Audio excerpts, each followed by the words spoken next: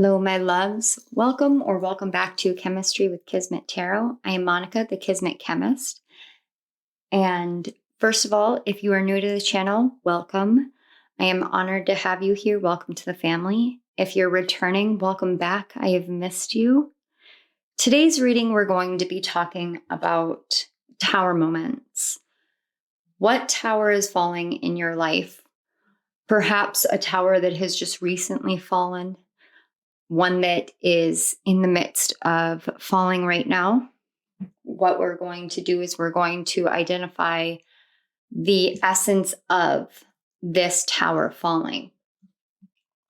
As I was preparing for this reading, as I was working with the cards, working with spirit, being led to the different messages, I did pick up this major focus on closing cycles with all kinds of connections. Connections from the past, connections in the present, things and people and places that no longer serve our highest and greatest good, that have served their time and reason for being in our life. There was a lot of energy of patience, temperance, transmutation, taking this moment right here, right now, and transforming it into something magnificent, something beautiful, something blessed for the whole collective. There were 4 major chakras that I could feel being cleansed and cleared through the collective energy. That's the sacral chakra, the solar plexus, the third eye, and the crown. As these chakras are being cleansed through this reading, through this tower moment that we're all experiencing collectively in a variety of different ways, the root, the heart, and the throat are all being upgraded. This is going to help stabilize the things that we love, the people that we love within our lives, the truths that we hold within our hearts, the path of our soul, the path of our journey here in life, and the ways in which we speak this into existence, the ways in which we share it with others, and the truths that we speak directly from our soul, from our higher self, and from spirit into the world. I did get a channeled message. And I'm going to give the channeled message, and then we're going to go through the piles. The channeled message here was, sometimes the things we love the most have to fall to give way to renewal. This doesn't always mean complete loss. Sometimes it is restructuring from a place of wholeness. Each of the piles carries with it different energy and different messages. Each of them are here to help you identify what tower is or has recently fallen in your life. This is a part 1 of a 2-part series.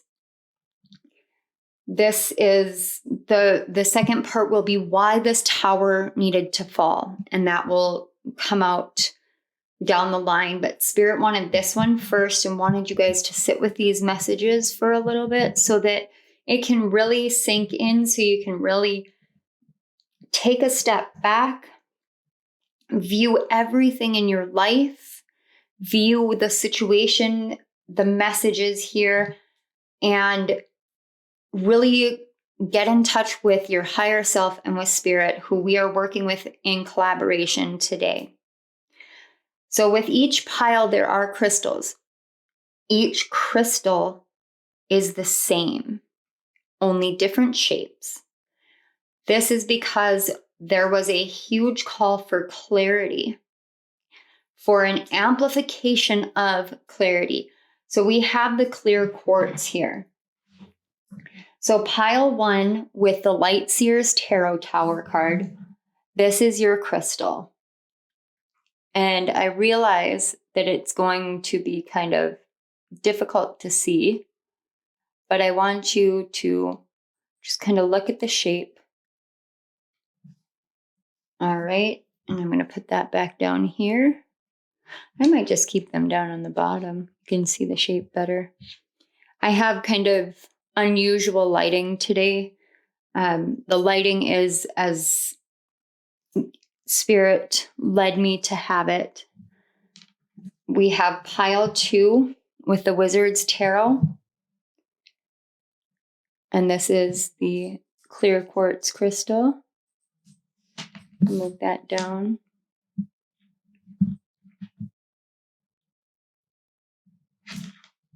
Pile 3 with the Radiant Wise Spirit Tarot.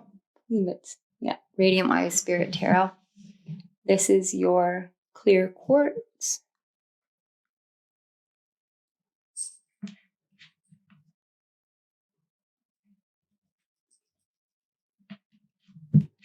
And pile 4 with the Crow Tarot. I literally just heard a crow with my clear audience. I just heard it quite clearly and loudly. Pile 4. All right.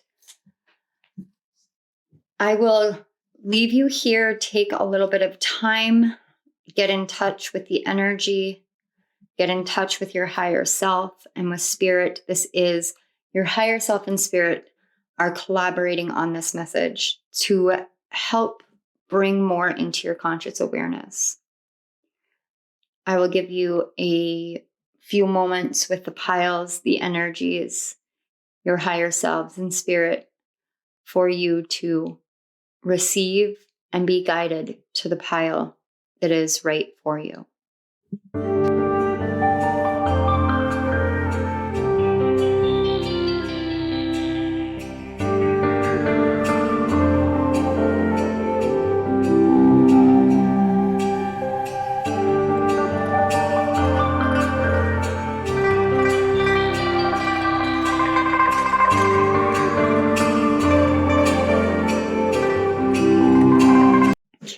Hello, pile 1.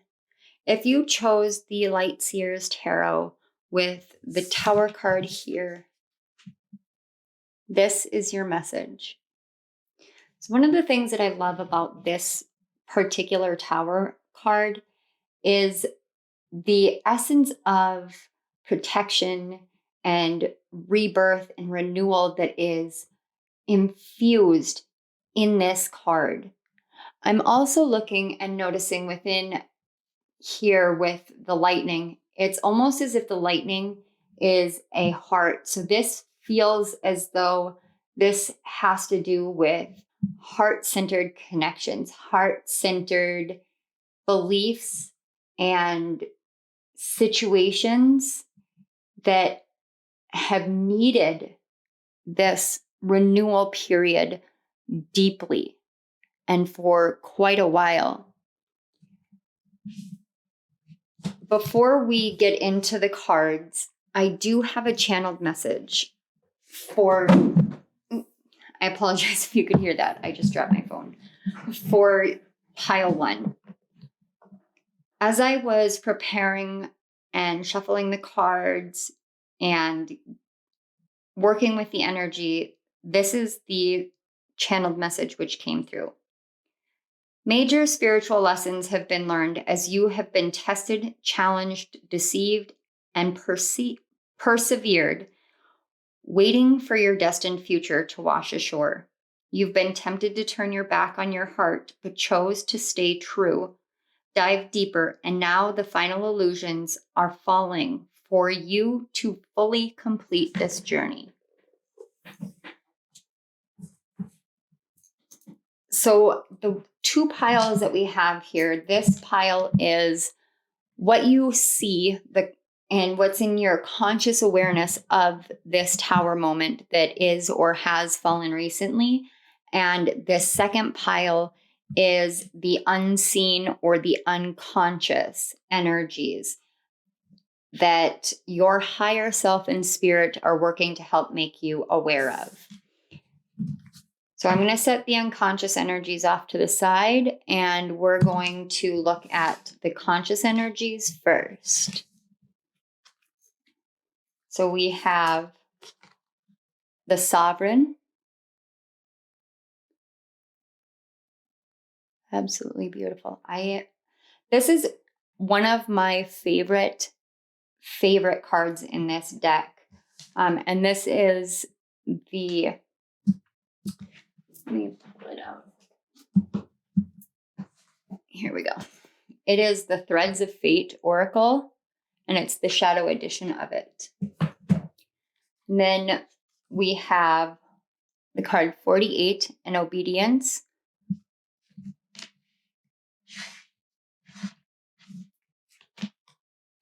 The card 45 with Man Holding a Heart. And then we have Child Wounded.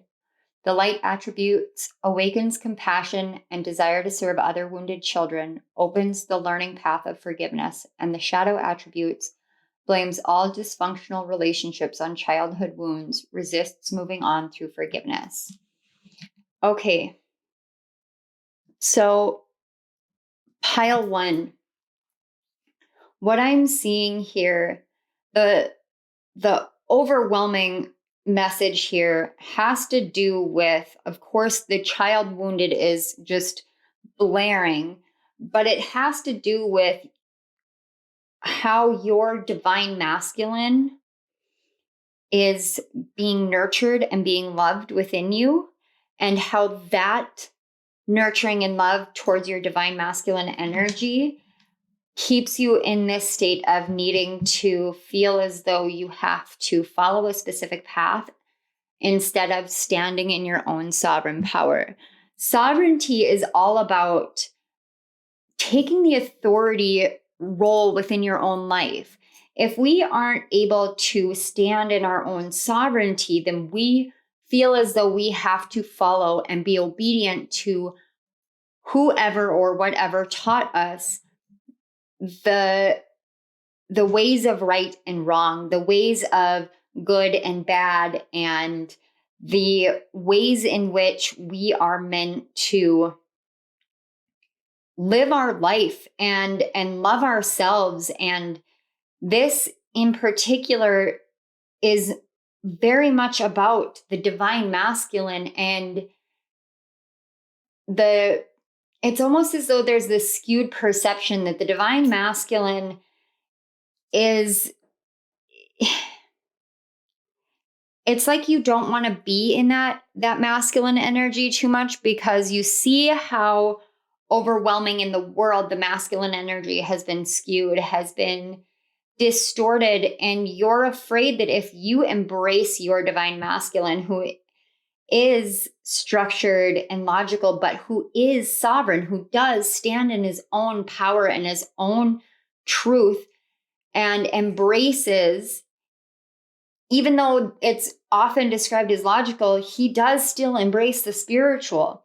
So we can get really focused on that divine feminine because she is inherently spiritual. It's her natural state of being, but the divine masculine works with the world, works in the physical, the tangible. Your divine masculine respects, honors, and cherishes the spiritual world, but can't if you don't allow for yourself to embrace it fully. And this definitely comes from a state of something that happened within the masculine and feminine energies as you were growing up. This is you understanding that not all the people in your life, whether it's parents or siblings or cousins, for some of you, it's a specific cousin who was very close to you. Not all of those relationships have been the healthiest, even if you want to paint it in the light in which it has been healthy. It has relegated you into this role where you feel as though you can't stand as the authority in your life. You feel as though you have to always be obedient to someone else's beliefs and opinions. And that truly holds you back from really embracing your own divine masculine. For some of you, this ties directly into the divine masculine within your romantic connections. I want to remind you that the divine masculine isn't always, it's not always about gender. It's about the energies. So it may be that you are afraid to allow for yourself to fully embrace whoever in your connection is the divine masculine, or find a way to balance out both of the people in your relationship, the connection that you have, to balance out those divine masculine energies between you two. And this is because in your childhood, the way that it was structured was very off kilter. You didn't know which way was which because there was no balance with the energies with anyone around you. You're the first in your line to understand these energies, to work with these energies, to balance these energies out. And that does make you the sovereign, and you're learning how to stand in that. You're seeing that this is a pattern, but there's something more to it that is keeping you from really being able to open your heart on this situation. So before we get into the unconscious, I am going to light this incense here. And this is a sage and citrus. And this is just designed specifically for this pile to have some cleansing and upliftment as we work with your unconscious. So you may see some of the incense smoke coming in and out of the camera. Don't be alarmed. That is intentional. That was something that Spirit asked of me, something that I was shown in my third eye. So let's take a look at your unconscious. So we have the card release. I just heard, I'm trying. I'm trying. What more can I do? I'm trying. It's almost as though you know that you're trying to release this imbalance. You know that you're trying to release these connections from the past, but it's there. You feel almost blocked. I'm going to move the Tower card over here.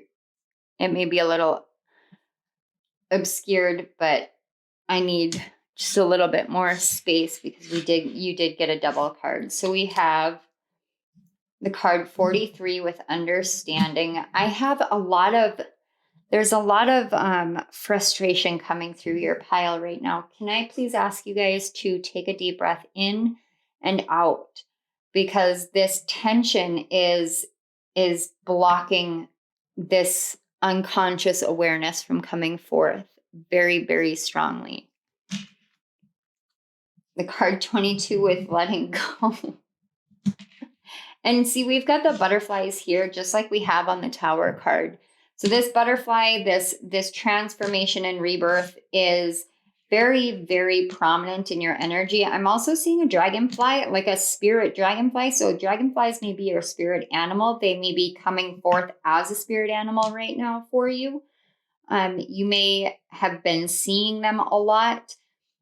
This is a call for you to look up the meaning of dragonflies so that you can get in touch with that directly. And then we have the card 17 with action, which again is another one of those divine masculine energies, deep divine masculine energies. And then we have femme fatale. The light attributes highlights the erotic energy of the feminine, opens your heart when your dependency is rejected, and shadow attributes, inappropriate use of sensuality, attachment to money and power. Okay, so this is not surprising. I can understand why you guys feel that sense of frustration right now, because when you are actively working on this release energy, it can be really challenging to figure out just how to go about doing that in the proper way so that you can receive all the messages and the awareness that you are meant to receive.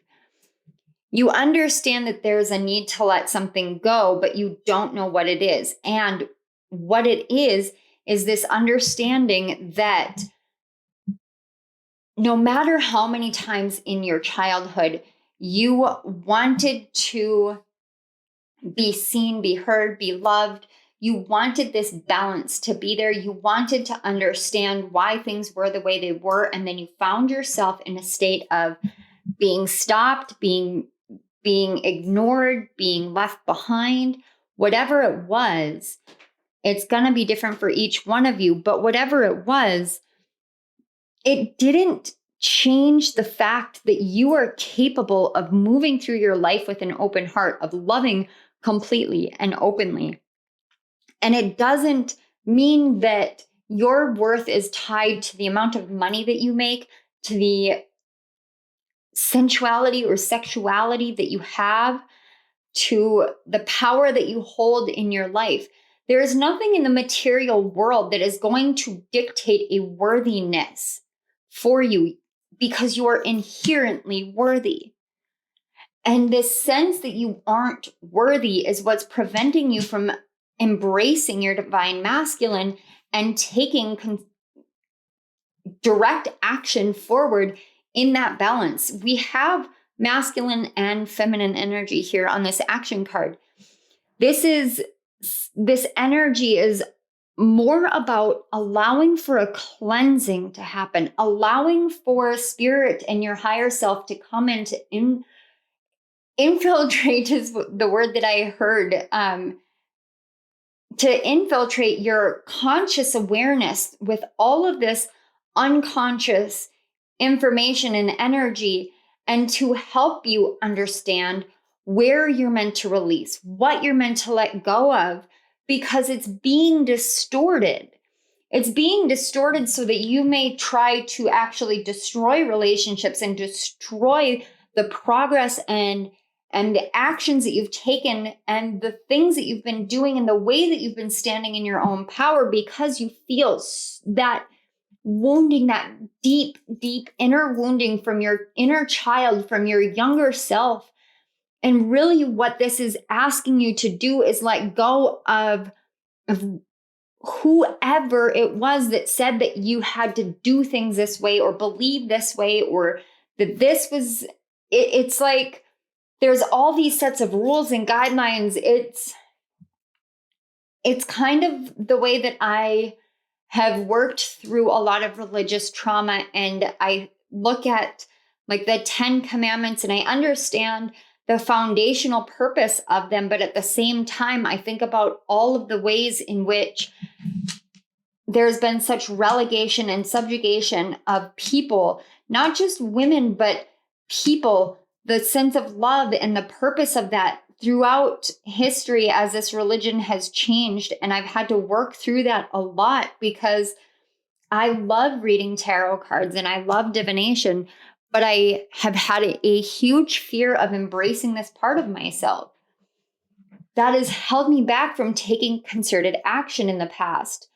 This is going to be different for every one of you. That's not necessarily the case for a lot of you. This just feels like your connections, like you feel like you can't love the person that you want to love. Some of you may identify within the LGBTQIA+, I believe it is, community, and be afraid or have this kind of inner conflict within you, because how are you ever going to be loved? How are you ever going to be accepted if you are not obedient to the way that you grew up, to the wounds of your childhood?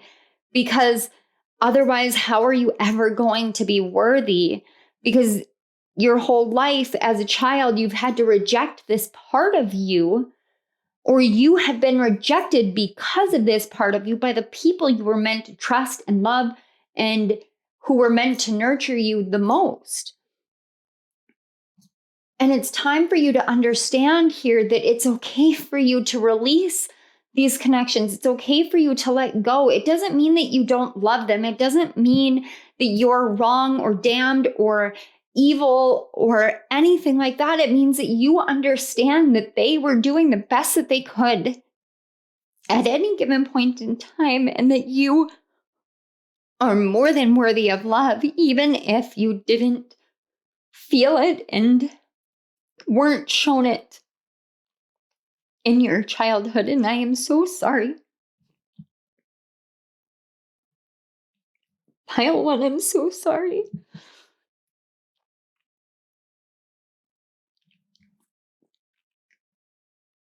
I can feel how hard this has been for you.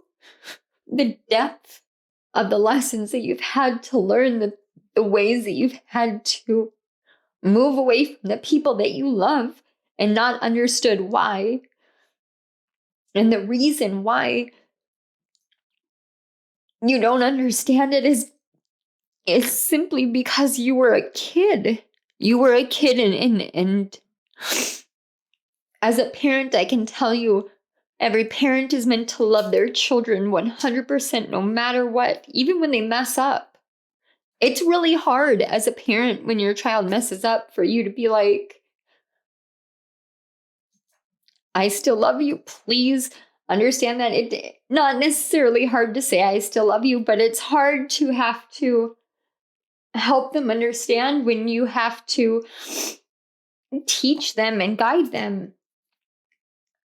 But that's not what I'm seeing for this pile. I'm not seeing that you guys were guided and taught. I'm seeing that you guys were relegated and silenced and made to be afraid of your own energies and your own gifts and the way that you love and the people that you love. And I am so, so sorry, pile 1.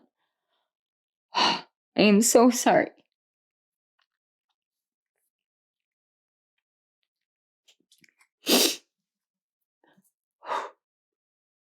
Okay. Pile 1, my heart just, it goes out to you so much. This is not a situation I'm necessarily familiar with, but the energy I can feel so strongly in my heart, and I can feel how much spirit and your higher self and your guides and your angels and so many in the spirit realm want to come in and wrap their arms around you and hold you right now. They're asking, I can hear them asking me to ask you to let them in right now, because this tower needs to fall, but you are so protected from it. You are so protected from it. And what it's going to do is crack open your heart, and it's going to feel like things are breaking and shattering within you. But when it is done, when you surrender to this, when you release your resistance to it, it is going to help bring the sun back into your life, to bring that beautiful light of yours out so strongly that you won't fear being sovereign anymore. Okay, pile 1. We're gonna clear this up and then get just a little bit more information from spirit. Okay. Spirit, pile 1, what else do they need to know about this tower that is falling? All right, we've got the 6 of Pentacles and the 3 of Pentacles. The King of Wands, again, with that very strong masculine energy. The 6 of Cups, I am not at all surprised to see that. And then we're going to grab the back of the deck with the King of Pentacles, which again is that reference to the man holding the heart. All right. So what I'm seeing here is, again, it's about that balance, that equal give and take. As a kid, you learned that you had to give and give and give and give. You had to give more, and people just kept taking and taking and taking. There was no sense of community, no sense of building together, because it was like no matter what you did, you were never safe. When I look at this King of Wands, I'm looking at the lion in the background, and if you see this King of Wands, he's standing in his power, and he's not afraid of the lion because it's like the lion is a part of him. But what I'm actually getting from this for the first time ever is it's like this lion is looking at him, and the lion looks so sad, and it's like you were the lion and you wanted to be a part of something more. But there was no equality. It was this constant give and give and give. This is one of the only Six of Pentacles where it's one giving to the other and there's no balance on it. There's no essence of scales or anything like that. And now I'm noticing that there's this road down here, and it's like somewhere along the lines you realized that you were giving so much, trying to build something for your younger self that was never, you couldn't build it as an adult. You couldn't build it as you are because it was never going to be built. And that's not your fault. But that shouldn't prevent you from building it now. And the more that you try to build it now and stand in your power, the more you get stuck on this way of the past. And that's actually blocking financial blessings for you. It's blocking you from being able to sit there and be very assured of your ability to create abundance, create prosperity. This is about the way that you love and the people that you love, and the things that you were taught in the past are actually impeding your financial world now, because every time you get close to building something, you get stuck in this past energy of a broken child, and you don't understand that there's this connection between your heart and your finances, between what happened before and your finances, because this lack of worth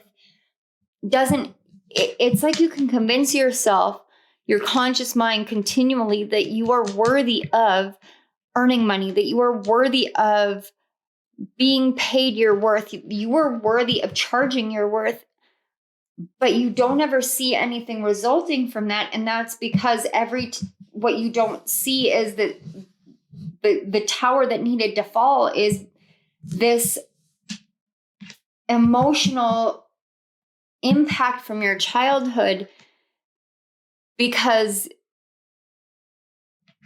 you financially attached yourself to your family, or because your emotions are still in that state of unworthiness, and it impacts, it spreads like a ripple effect out into your life.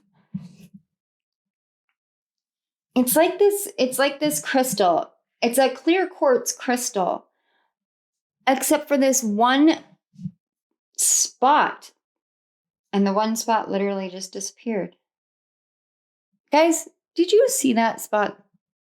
I think it just had like a piece of another crystal on it or something.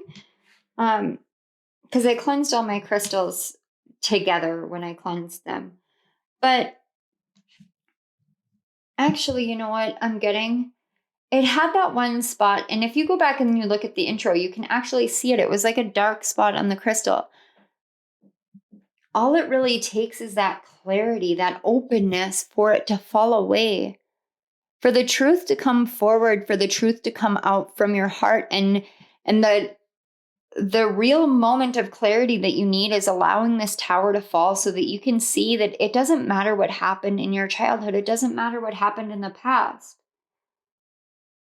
It might feel like it matters, but in reality, the truth is that you've always been worthy. You're meant to love who you're meant to love. You're meant to love what you're meant to love. You're meant to build and create and work with others and be given equality. No matter what place you are in your life or in the world, you are meant for equality. You are worthy of being seen. You are I'm hearing like, yes, you are. You are a human being. And yes, you deserve to be treated as such. And if someone is not treating you as a human being, that person is not right for you. And your unconscious mind has been continually trying to teach you to release those people. Even if they are your blood and your family, you can still release them from your energy. You can do a cord cutting ritual. It doesn't mean that you have to cut them completely out of your life, but it means that you are choosing to stand in your own power and move your own direction in life, knowing that you are worthy of doing so, knowing that it doesn't matter whatever anyone else says. This is what is right for you. And when that happens, there will be a balance that comes back in. The tower that's falling is your belief in give and take and family and nurturing, and your beliefs that are structured from your childhood. All of that is falling away.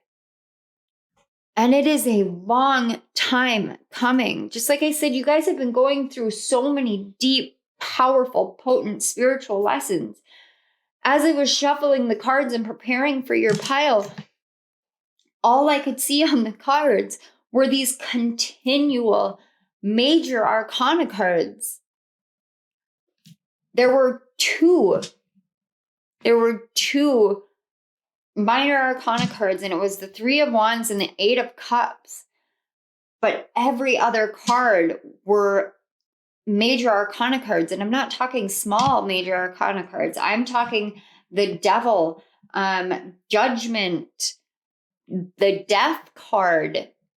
I want to say the Emperor, or no, the Hierophant card was in there as well. The High Priestess card was in there. There are so many spiritual lessons that you've learned.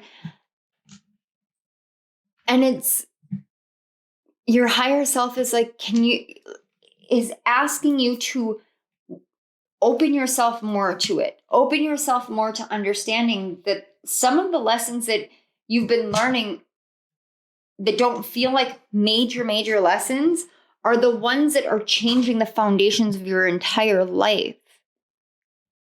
Sometimes it's the pieces we don't see as being the most profound, which are the most profound.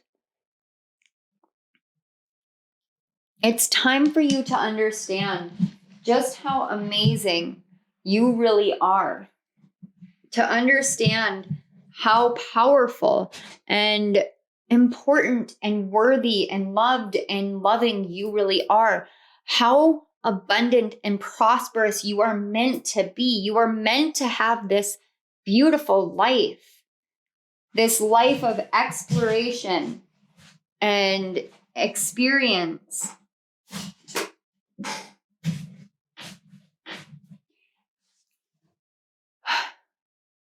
Pile ones.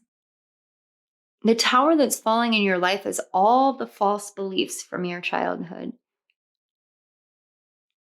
All of them surrounding unconditional love, your worthiness of being unconditionally loved, your ability to change it for your family, because you're not meant to change them. You're meant to change yourself. You can't take the burdens of your family on your shoulders. You would be doing your younger self and your inner child a disservice by constantly trying to carry the load of everyone from your life. It would be a great disservice to the path that your soul is meant to take, and the good that you're meant to do in this world, and the love that you're meant to have in this world, and the power that you're meant to wield in this world, and the sovereignty that you're meant to hold and stand in this world, for you to continue to walk the path of trying to take care of everyone else and to bear the burdens of everyone else.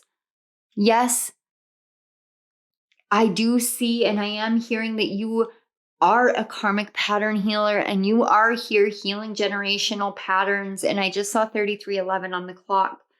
Yes, you definitely have that chosen nature of being an ancestral healer. But that is surrounding you in the sense, and I just saw 33, that is surrounding you in the sense of you healing yourself and you standing in your power. That heals your family line. That changes the past, the present, and the future all at the same time, just by you standing in your own power, healing yourself and saying, I am no longer going to stand for this being the way that things are. I am going to do things differently. I love these people and I love this thing. And if they cannot see eye to eye, then I will be the middleman, but I will not justify the things that I love and the people that I love to other people and things in my life.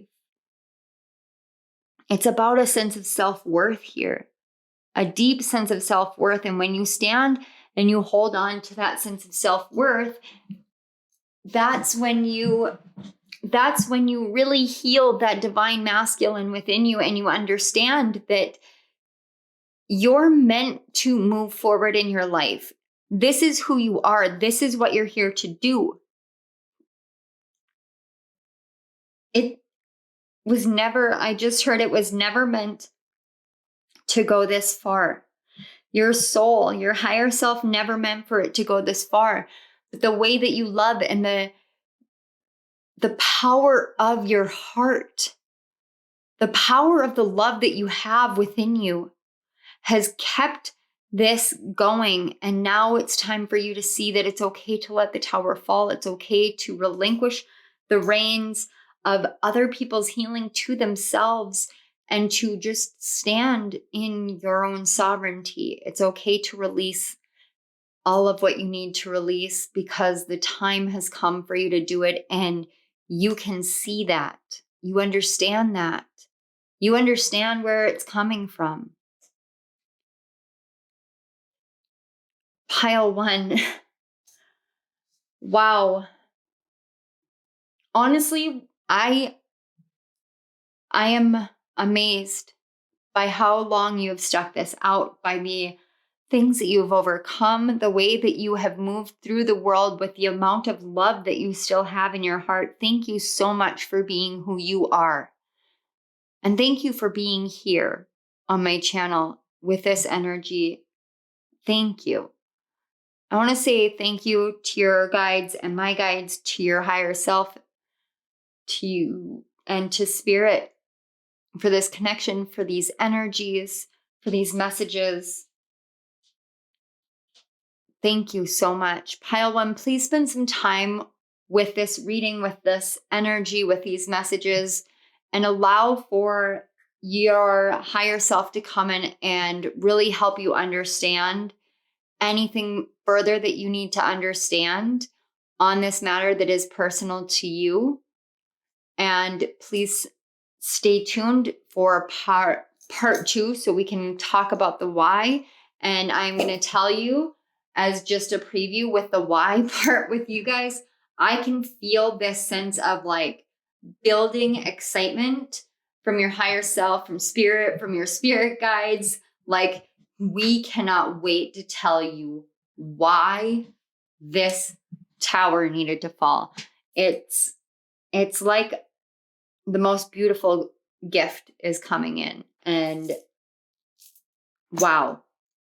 All right. If this resonated, please hit the like button, share it with somebody who you feel might be helped by this message. Don't forget to subscribe to my channel and hit the notification bell so you get notified when part 2 of this reading comes out. Let me know down in the comment section below how you're doing, how this resonated, what's going on.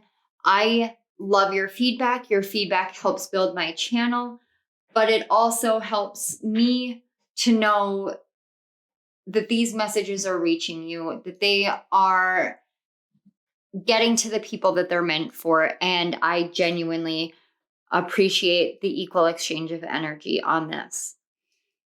If you guys need any additional help, please check out my description box below for links to my author page. I am not currently taking personal readings or doing personal readings at this time. I wanted to spend some more time directly focusing on this channel and my writing. and some of my other studies. So I am taking a break from doing personal readings. However, if this resonated and you are feeling generous, please feel free to donate to my channel. Links to donate to my channel are in the description box below. Pile 1, you guys are absolutely incredible. You guys are lights in this world. Your heart is profoundly impactful. And I want to say thank you one more time before I let you go for being here on my channel today. Until next time, I love you all. Bye. Pile 1. Hello, pile 2.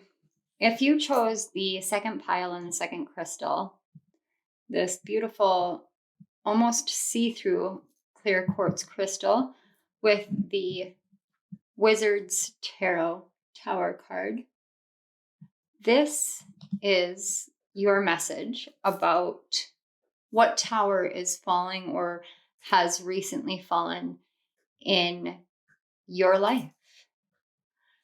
The first thing I want to do is share a channeled message that I received as I was shuffling your cards and getting prepared, and then we'll go over what each of the piles are for this message and start getting into the messages.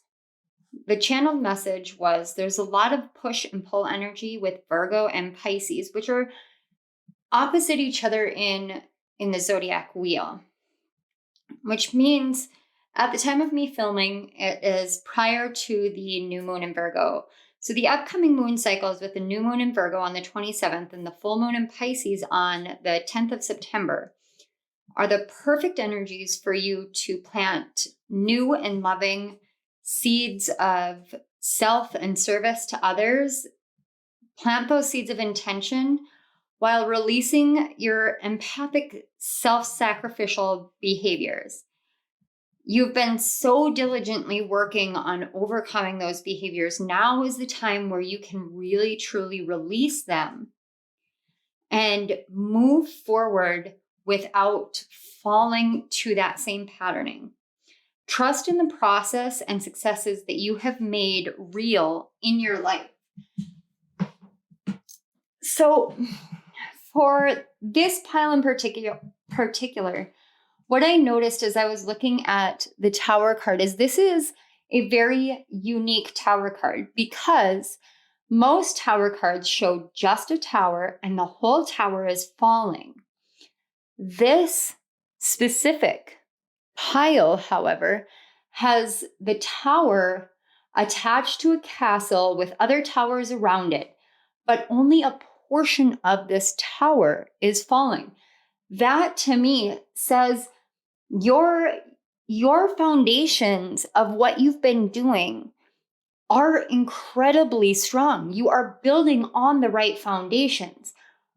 It's almost as if there was a moment in which either doubts, hesitations, or that self-sacrificial behavior that is so familiar to you entered back in after a duration of time in which you had worked really hard to overcome. This isn't meant to be a overwhelming, huge tower moment. In fact, it might be really very subtle of a tower moment, but it doesn't change the fact that it is a tower moment. It might not even feel like that for you guys. In fact, the energy that I feel is more of triumph than of something falling apart, because what's falling apart is what you've been trying and working at tearing down yourself. That to me says that this is a self-inflicted tower card. You chose this, and you chose this because you know, just like the tower is the card 16, which reduces down to a 7, which is the Chariot card. You know that in breaking these things down within you, that you have your victory, your forward progress, your forward path into success, into harnessing all your energies, into integrating all your energies, because it's this one piece that you've been working so diligently on, and Spirit and your higher self are greatly acknowledging the work that you've done on this. It's no small feat to overcome an innate tendency to sacrifice yourself for the sake of everybody else. It's not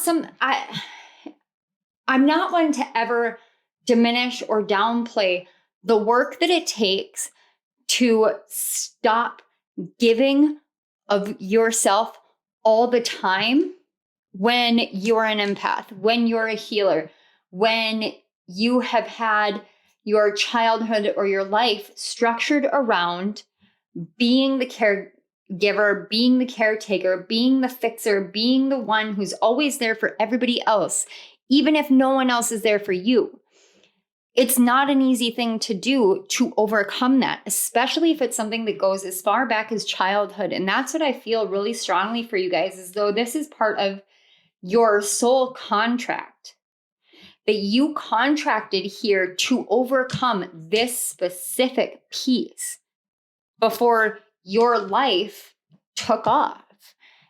And Spirit saying it's time to open your eyes and see that the time is now. The movement is now. The progress is now. The overcoming and the success and the everything you've been working at and working for and working toward, it's not any kind of someday, some moment in the future, anything anymore. It's the here and now, right here, right now, today. The tower is falling. The moment has happened. You have moved into this state of healing, this peace within your soul, and fulfilling this part of your soul contract, of your karmic healing, of everything that you came here to do. And now is when the rebuild that happens is the part that makes it so solid that nothing can shake it, nothing can make it fall, because you already know all the pitfalls, all the ways it's gone wrong, all the ways it can go right. And you've released every possibility and just learned to flow. And that is a huge, huge, huge deal. That is no small thing, pile two. There are so many people out in the world working every single day to do exactly what you've done. Please congratulate yourself, because wow. Okay, so I'm going to move this off to the side here and put the crystal up here. Actually, we'll put the crystal here, right in the shadow of the labradorite. Okay, so this pile is what's within your conscious awareness, what you're seeing crumble, what, like, the changes and the outward manifestation of what's going on as far as this tower goes. This is what is unconscious or unseen. And this is what your higher self and spirit really want you to be aware of within this situation. So I'm going to set these off to the side first, and we're going to go through your conscious awareness. And I did want to make a note that more cards came out for what you're conscious of than what you're unconscious of, which means that you are, again, ahead of the game. You are very tapped in, very in tune, very aware of what it is that's going on. So let's get a look at your cards. First, we have Speak Truth. Yeah, absolutely. All right. And then we have Hostilities, card 26, which reduces to an 8. Okay.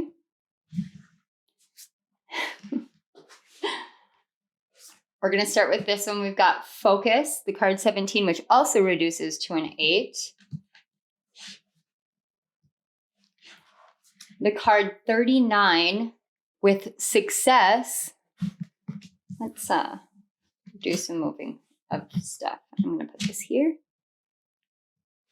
You know what? I'm going to put the Speak Truth right up on top because I love the way that looks. It's almost like This hostilities has turned into learning how to speak your truth through conflict. And then we have shapeshifter, the light attributes, skill at navigating through different levels of consciousness, ability to see the potential in everything.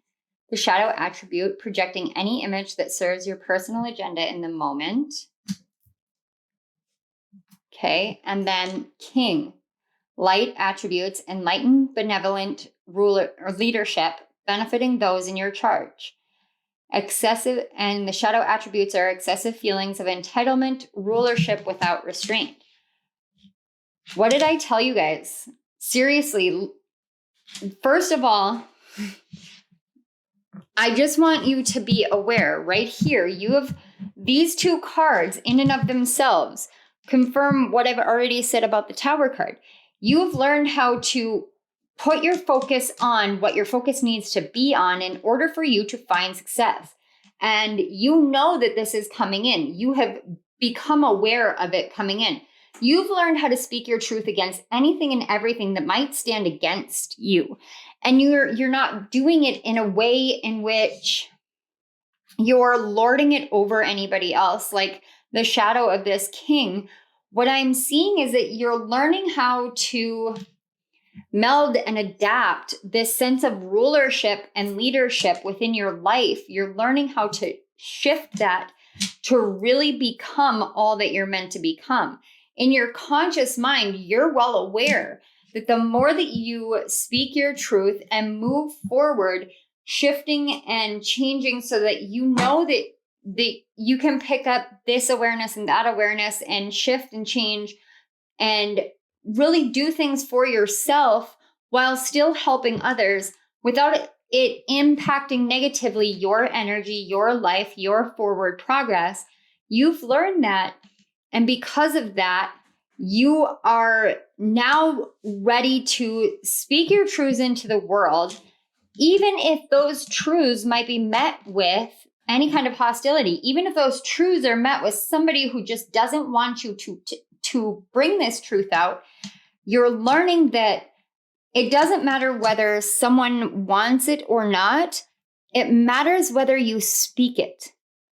It matters whether you remain open to the messages that you're meant to speak into the world. It matters whether you are being honest and truthful with yourself. And this is what you've been focusing on. And you're being very, very honest, not just with the world, but you are being very honest with yourself. This is what I want. This is what I want. I understand that what I've chosen is this, challenging course or path, but I also understand that I am a shapeshifter. I can change and adapt and meld and work with all of this so that I can help others, so that I can stand in my true leadership power and move forward. And I know that my truth is more predominant, is more powerful in my life and in the lives of others and out in the world than anything that might come against it, which means that if this tower has to fall, let it fall. No one cares if you're speaking your truth and people are fighting against you. It's not about them disagreeing with you. It's about them not wanting to see the truth for themselves. And no one is going to care as much as you care about the things that you care about. You have learned that it doesn't matter if Rhonda or Anthony or Dorothy or whoever it is on the internet or in your life or down the street or in your friend group or in your family doesn't want to hear the truths that you speak, because they aren't on your soul journey. You're on your soul journey. And that's something that you're consciously aware of at this point. You've done that. No one else has done this. You've done this. You put the focus into making sure that you were able to succeed over anything and everything by being changeable, by being meldable. You know, that shapeshifter card, I didn't even think about this until Spirit's like mutable, mutable, mutable. Pisces and Virgo are both mutable zodiac signs. They are both go with the flow, adapt and change and meld to whatever circumstances they need to. With Piscean energy, it's a deeply empathic and compassionate and psychic sign, but in its lower energies, it has an issue with wanting to be all that it is meant to be for whoever needs it, rather than being all it's meant to be for itself. You're learning how to harness this shapeshifter energy, balancing out the logical and the analytical of Virgo with the compassionate and empathetic and psychic Pisces, and bringing those into a state of harmony so that you are really, really working with both sides of your brain, with multiple projects that require you to meld together your intuition, your analytical mind, your logic, your psychic gifts. You're blending all of these together, and you needed to see that sometimes the perceptions of others and sometimes the beliefs of others can tangle us up, can slow us down, can halt where we're going because we think that we have to listen to everybody else, but really we need to listen to ourselves. You had to experience a moment in which you had a step back, and it really was just a step back. And Spirit is showing me a similar situation, and I'm not going to go into the actual situation in my life because that's a personal thing. And normally I'm okay with sharing personal, but this time it's more about the correlation of it. Something in my life took a huge step back. I had all of this forward progress, this forward motion, and something took a step back. And that was because I fell back into this patterning of trying to justify a lot of the things that I was doing with people in my life, because I felt as though what I was doing was wrong, or they wouldn't love me, or they wouldn't accept me, anything like that. But the truth is that it came down to me learning how to love and accept myself, me learning to trust my path and my progress. So Spirit showed me this because what I'm getting is that you guys had this focus. You knew where you were going. You knew what you wanted to do, and you did it. And something came in, and it's like this hostilities card. Something came in that made you feel as though you needed to redirect, or you needed to fix it. You needed to make it better. You needed to do that caregiver thing or caretaker thing or fixer thing. But you weren't ever meant to do that. You were meant to literally speak your truth, stand in your truth, and know that when you're doing that, you're harnessing the entirety of your true benevolent leadership. It was never going to be a situation that would have been about entitlement in your life. It wasn't about you being better than. It was about you knowing what was right and what was true to you, and saying, it doesn't matter what you think. It doesn't matter how you feel, because this is my life, my choice, my decisions, my path, and I'm taking it. You went through the situation. You saw how it impacted you. You know the pattern. You've overcome the pattern. And in your conscious mind, you can see the success, and that's what you're focused on now. 100%. Wow, pile 2. Okay, before we get into the unconscious, I have this. It is a sage and citrus incense. So I'm going to light that just so that we can get that energy, so that we can work with this incense to help bring clearing and upliftment as we are working through the rest of the messages and working with your unconscious mind. I apologize for the bark. Willow is in here, and apparently her tail got the better of her because it wagged when she wiggled. So she's pretty adorable. You know, this happened with my last pile too, where she got all rambunctious. What, baby? Yep. Okay. Willow. Thank you. Okay, so let's look at the unconscious. What is it that you don't see here? What is it that you don't fully realize here? So we have the wildling. I'll bed up so you guys can see. And I'm just going to set the cards on top of the other ones. And then we've got the card 51 with Healer of the Ages.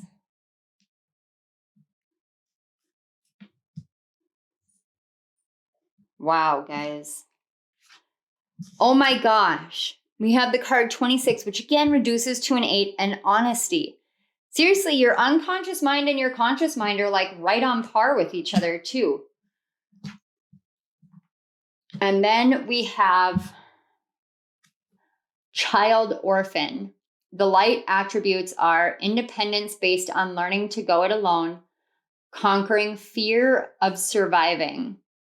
And the shadow attributes are feelings of abandonment that stifle maturation, seeking inappropriate surrogate families. All right.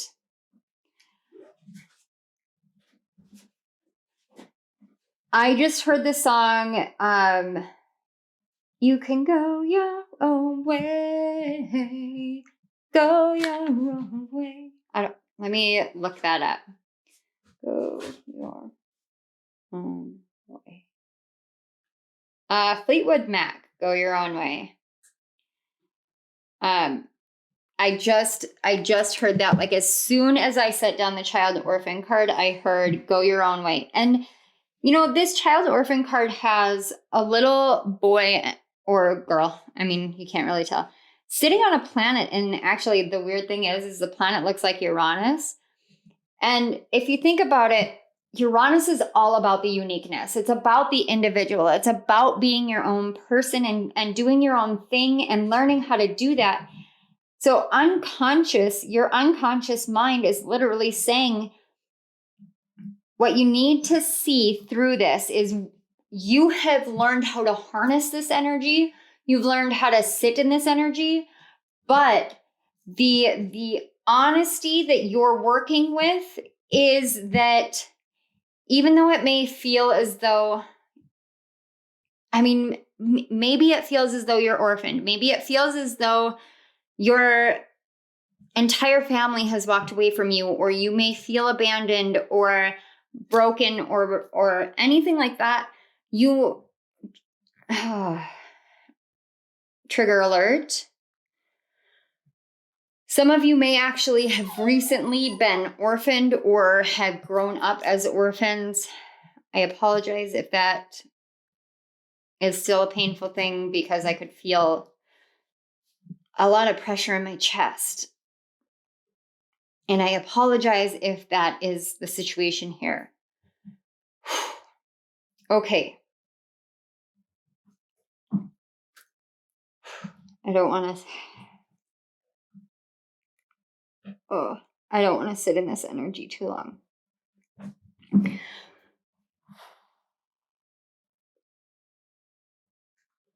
Sometimes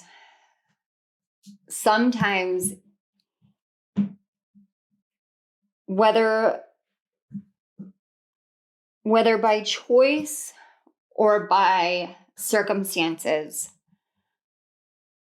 we come to a point in our lives where we have to really be honest about our parentage, about how we feel about ourselves, and what happened when we were kids, or what happened recently. I'm sorry, my heart chakra right now, higher heart chakra in particular, feels shattered. I am so sorry. I am so sorry, pile 2.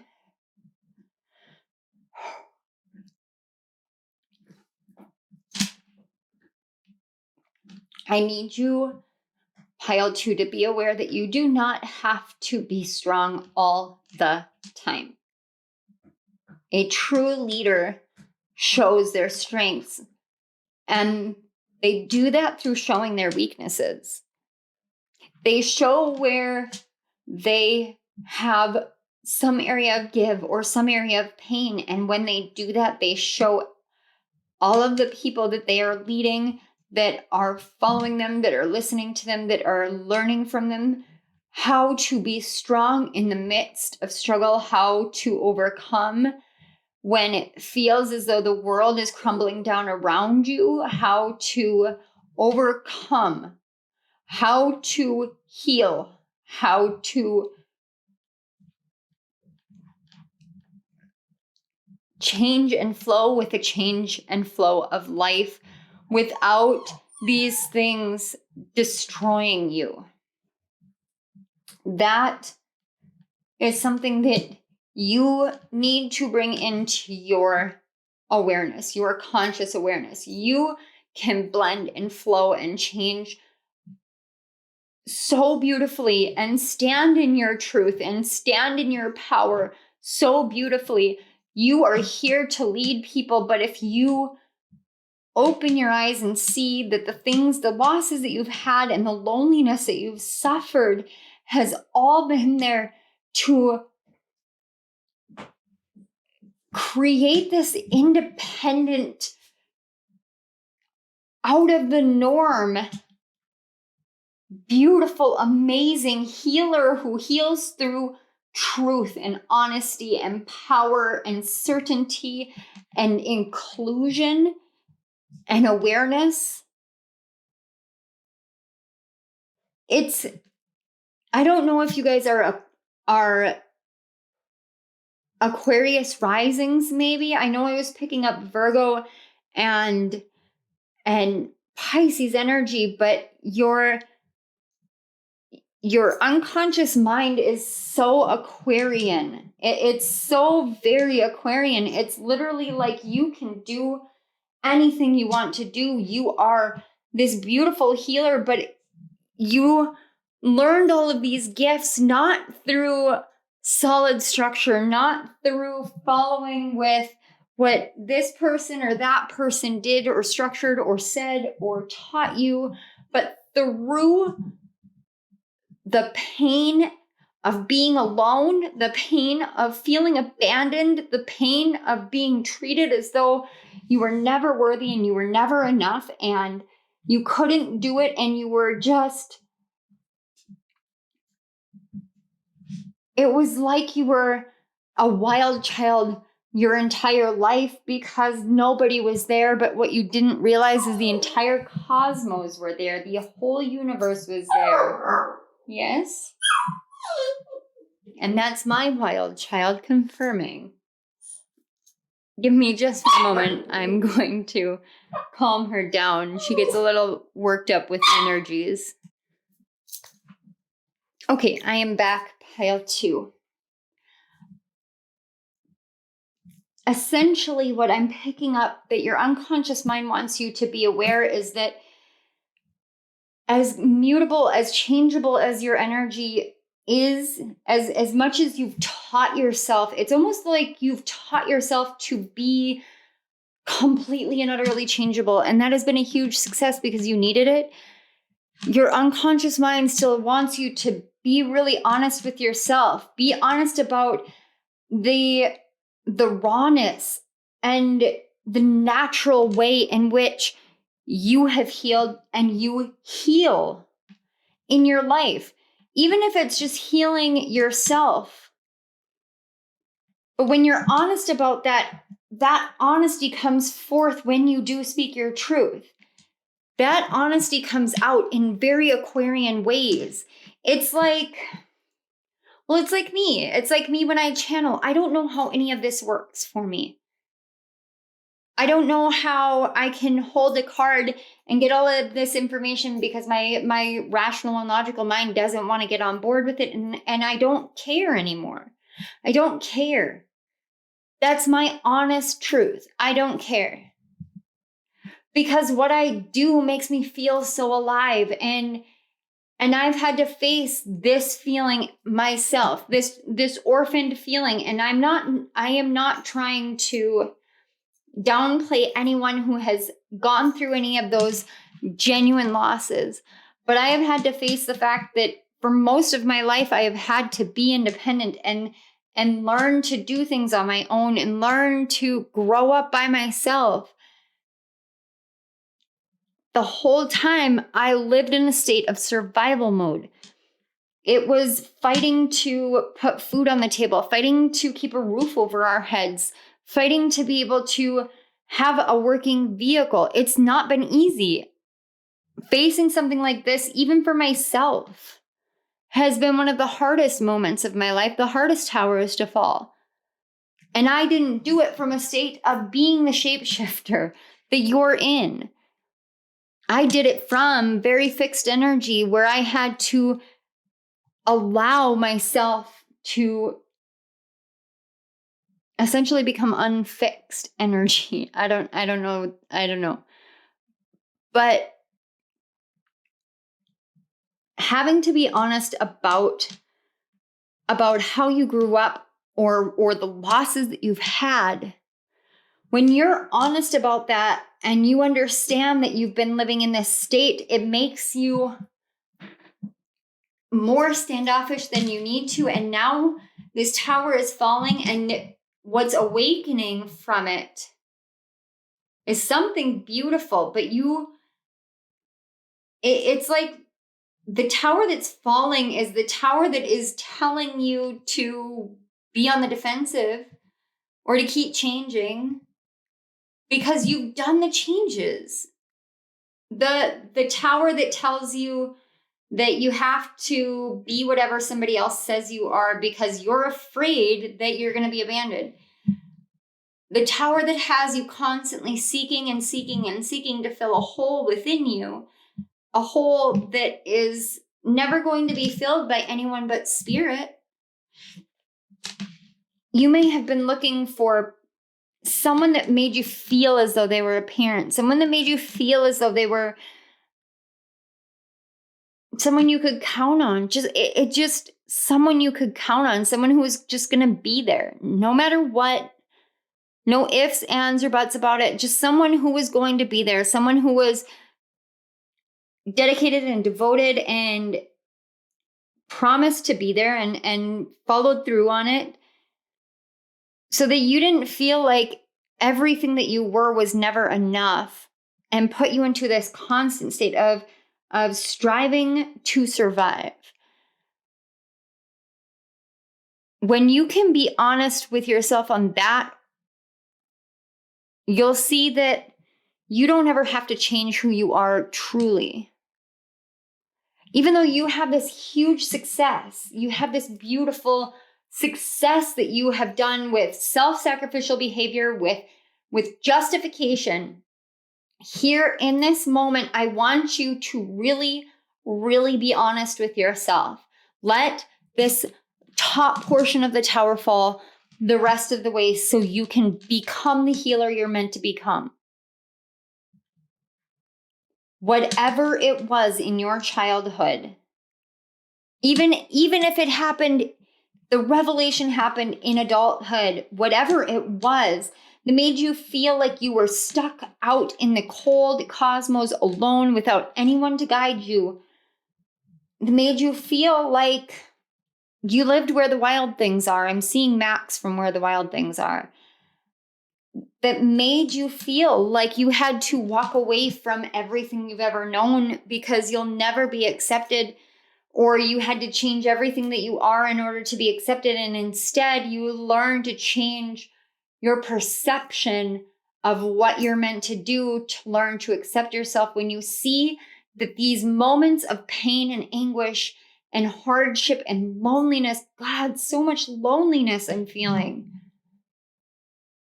When you can look at those and understand what it awoke within you, that tower will finish falling. That tower that you've already been deconstructing, you've already been tearing down. let me show you guys something. Your conscious mind is trying to take focus on something. It thinks it's taking focus on some physical form of success. But look at this focus card and look at the Tower card. She is literally pulling it back in order to hit the Tower. Spirit is saying, your higher self is saying, this is where your focus should be. Take aim at this one piece. Don't question how you do what you do, how you have done what you have done. Don't question it. Trust it. When you take aim at this doubt, this fear, this striving to survive, and you step into this pure state of trust, it's like this healer of the ages is both you and spirit simultaneously. It's like you and your higher self. It's like your higher self is holding their hands out and is waiting to embrace you, because when that happens, there's this huge shift that occurs. It's like your sun and your moon align, and there's this eclipse, and all the planets align, and all of the planets get activated in your natal chart, and every seeming outlying energy and confusion and worry and doubt and insecurity suddenly becomes alive in your body, in your soul, in your mind, in your life, outside of yourself. Everything does. It just takes honesty. And you are a truth speaker. You speak truth into the world. It's what you do. It's the most natural thing to you. You speak truth out and you take hostile messages and you soften them and you turn them into something beautiful. You're meant to lead the world. You're like, and it's not even, it's kind of like, you know this and you're like, yeah, whatever. Like, whatever. I just want to speak my truth. Like, okay, so do it. So do it. Speak your truth. Be wild, be crazy, be free, let it go, let it flow, let it, like, don't strive for anything, just let it all flow through you right now. Whatever you need to scream, scream. Whatever you need to say, say. Whatever it is, just do it, because in this moment right here, I can literally hear the impact of the fire, of the tower, of the crumbling. I can feel it, and it feels so freeing, so uplifting. It's like going through a Kundalini awakening. It's amazing. I can feel pressure in my root chakra and shooting up my spine. It's like, okay, I get it. I don't have to fit inside of a box. I was never abandoned for no reason. I did it because I needed to learn my own strength so that I could be the actual ruler and leader in my life and in others' lives, so I could show the world how to heal in a way that no one would expect. That's what it's like, this rush of honesty and truth just flooding out, and it changes everything. Wow. Holy cow. Let's get a little bit more information. We're just going to pull a few tarot cards here. And I almost don't even need to pull tarot cards with you guys. But the beautiful thing about tarot is it gives a story. Even though those oracle cards were great together, the tarot really does give a story that everybody is so familiar with when they come to these readings, because it's like when tarot speaks to you, it comes and it tells you the story of your soul, story of your life, your journey, your truths, your power, and it's something that's just so familiar. So, Spirit, What more does pile 2 need to know? Okay. Nope. You have like stacks of cards flying out right now. Pile 2. Okay.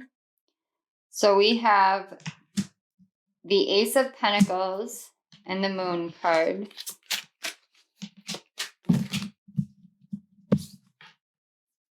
We've got a bunch of them, but I'm not gonna.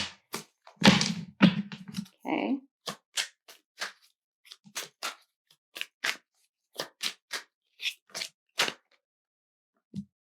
Okay. The Four of Pentacles, the Ten of Swords. I'm not surprised at all to see that. Okay. And the Nine of Cups. Oh my God. And on the back of the deck, we have the Fool. Does it look like she's fishing? Is it just me? Have some of you been finding roses, flowers, but feathers? Maybe some of you guys are smoke readers. That was a really weird. It's literally like I'm looking at this cliff and for some reason it looks like smoke. All right. So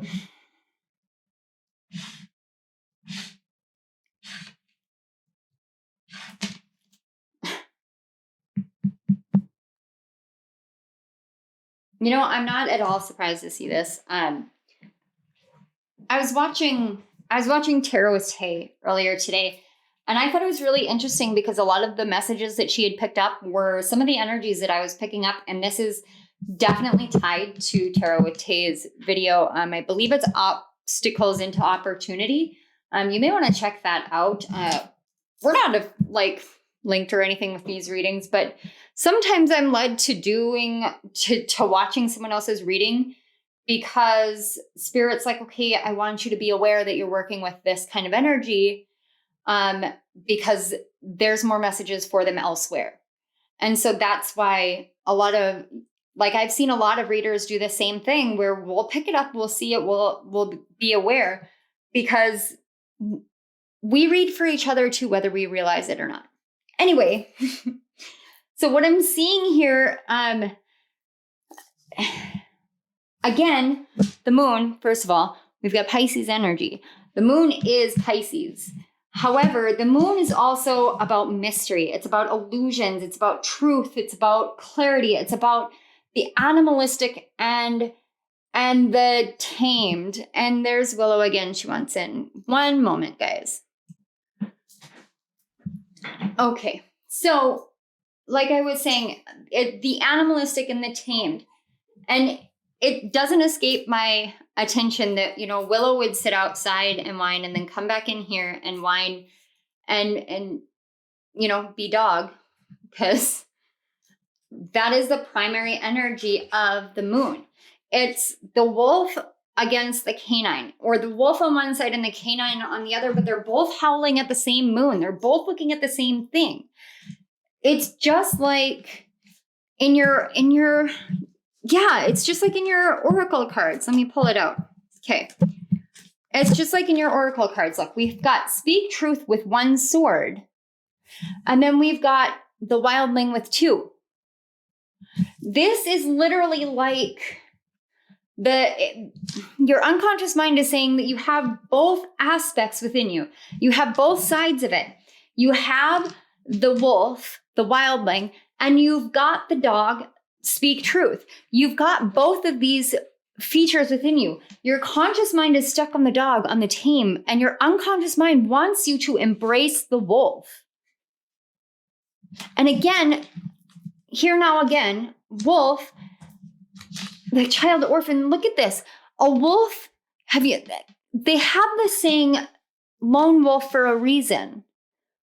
Not all leaders are meant to lead beside anybody else. Sometimes they have to be the leader of the pack and do it their own way because innovation needs to happen.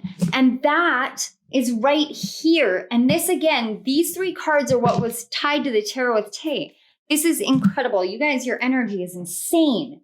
Okay, so you have this beautiful idea, this this blended idea, this mutable idea, this changeable, flexible, continual, constant idea, whatever it is. But you have it locked away. You have it. You know you have it. You know that it is meant to be your success, but you locked it away. And because of that, you are stuck in this energy of like, I can't do anything. I can't go anywhere. Everything is stuck. Oh my God. It's like the universe has stuck all 10 swords in your back. And it literally feels like the universe in your mind, because this child orphan card, your unconscious mind, it's the planets. 10 planets, 10 swords. You feel like the cosmos have literally betrayed you. They've betrayed you. But these 3 cards are the illusion. This card is the truth.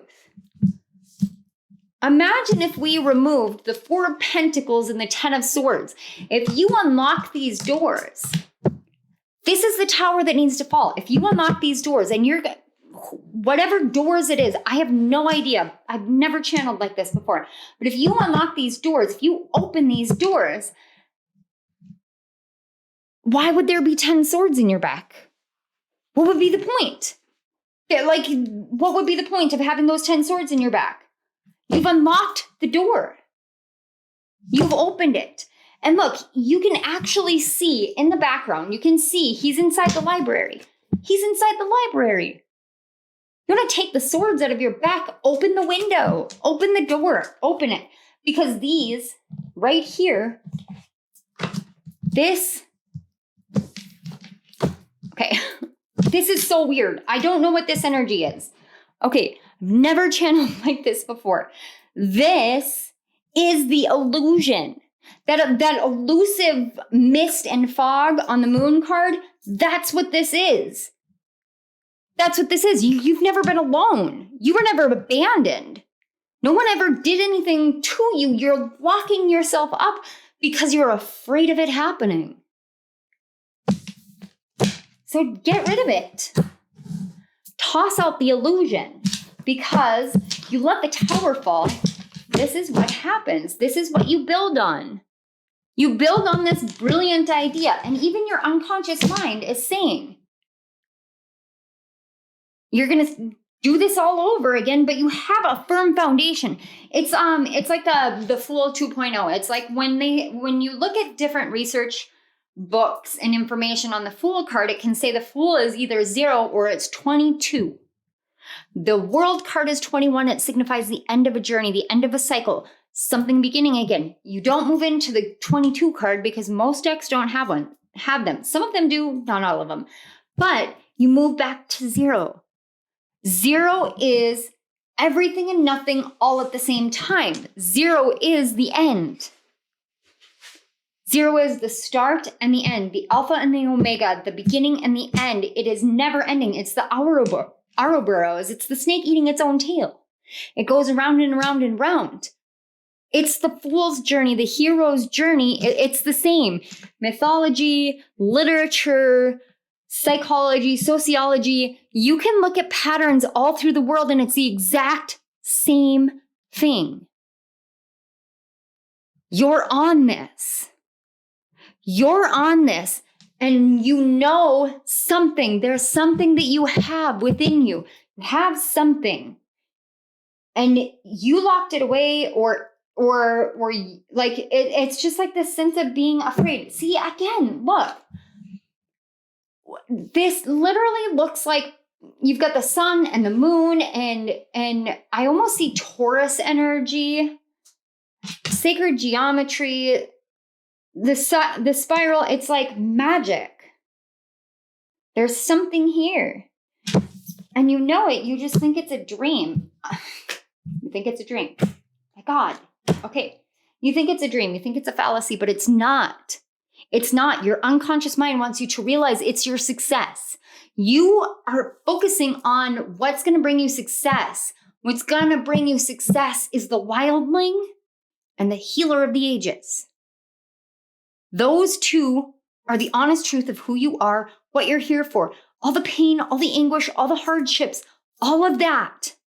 can create the illusion that you have to lock up and you have to keep yourself safe and you have to never open up and let the light of day in. Otherwise, all you're going to do is get betrayed. But that's not the case. It's almost, okay, I wouldn't normally say this, but like I just heard betray yourself this time. Betray yourself this time. Something within you has said, you cannot do this unless you do this. You cannot do this unless you do this. You put some sort of a conditionality on yourself. You cannot do this unless you lock this part of yourself away. You cannot do this unless you lock this part of yourself away. And now I'm being brought to how I open my readings, even though you guys don't see it because I don't put it on camera. I sit silently and I say a prayer and I ask Spirit to set my ego aside so that I can become a clear vessel and a clear channel. But something that I understood was and it changed the way that I ask that is it's not my ego that needs to be set aside. It's the lower energy ego, the self-serving ego that we all have within us because we're human. It's the way of the world. It's the way of this realm that we live in, this 3D world that we live in. That's how it goes.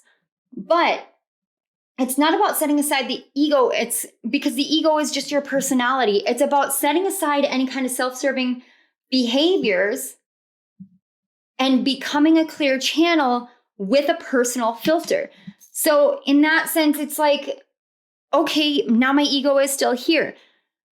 So if you think about that in the sense of the 10 of Swords and the 4 of Pentacles, whatever part of yourself that you're afraid to unlock, that you're afraid to open because you're afraid of the pain and the anguish that you might experience or that you did experience in your childhood and or in your adulthood or whatever that made you feel like you had to strive to survive.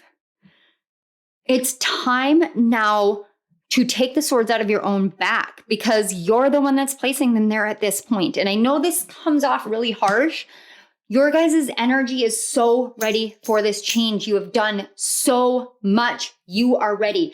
So Virgo new moon on the 27th and the Pisces full moon on September 10th. Set the intentions to open this. To open this. Even if you can't logically, rationally, or consciously identify what this is, you can reference this video in any kind of petition that you write, any kind of prayer that you say, I watched this video. This is what I am asking for help with. I am setting the seeds for this to be opened. When the full moon in Pisces comes up, the full moon in Pisces is such a huge, important moon. And I'm going to be talking about it in a video later, but it's such a huge, important moon because Pisces rules the 12th house, which is the house that encompasses all the other houses, all of spirit, all of the physical world, everything. It is the house of everything.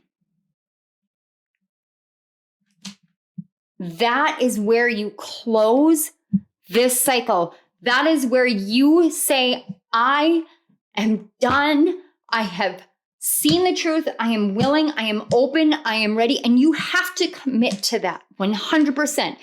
Surrender yourself like a babe just born is what I'm seeing, like a baby wrapped and swaddled and left at the feet of spirit and say, here I am.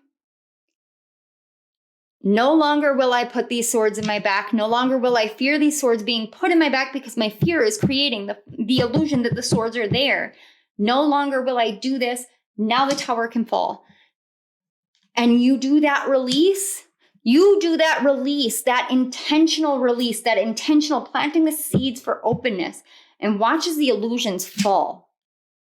Watch as the mist dissipates.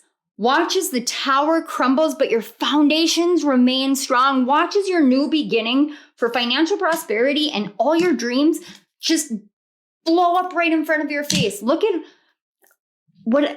Watch as every choice that you've made or every dream that you've had that you had thought that you have to choose this one over that one or this one over that one, watch as all of them take off. Believe in it. Because it's right here. This is the tower that's going to fall if you choose to to let it fall. This one is in your hands. Spirit is not crumbling this tower in your life. You have the choice. You are holding the bow and the arrow. You're the one that needs to let this one fall. And you can. You're meant to. You are way more powerful than you think you are. Way more powerful. Way more important. Way more. Pile 2, this is all I'm seeing and getting for you guys. I did not. Wow. Okay. This was so amazing and incredible. I want to say thank you so much for being here on my channel, for allowing me to read your energy, because I get the sense that you guys don't open your energy often or don't trust the readings. Even I'm in awe of your energy. So thank you so much for being here. I want to say thank you to your guides and my guides for working together with our higher selves, with spirit, to really collaborate and bring this energy in so that the connection could be made and the messages could come forth. Thank you so much.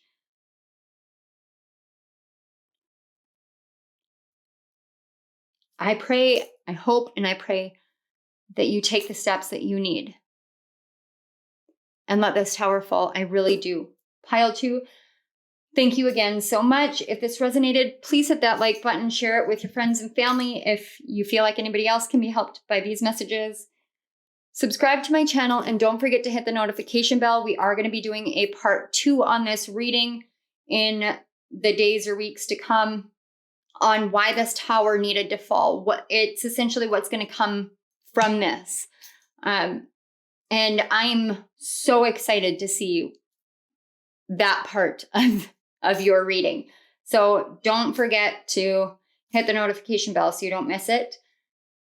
Down in my description box below, you can see links to my author page on Amazon for all of my retrograde guidebooks, for my self-help books.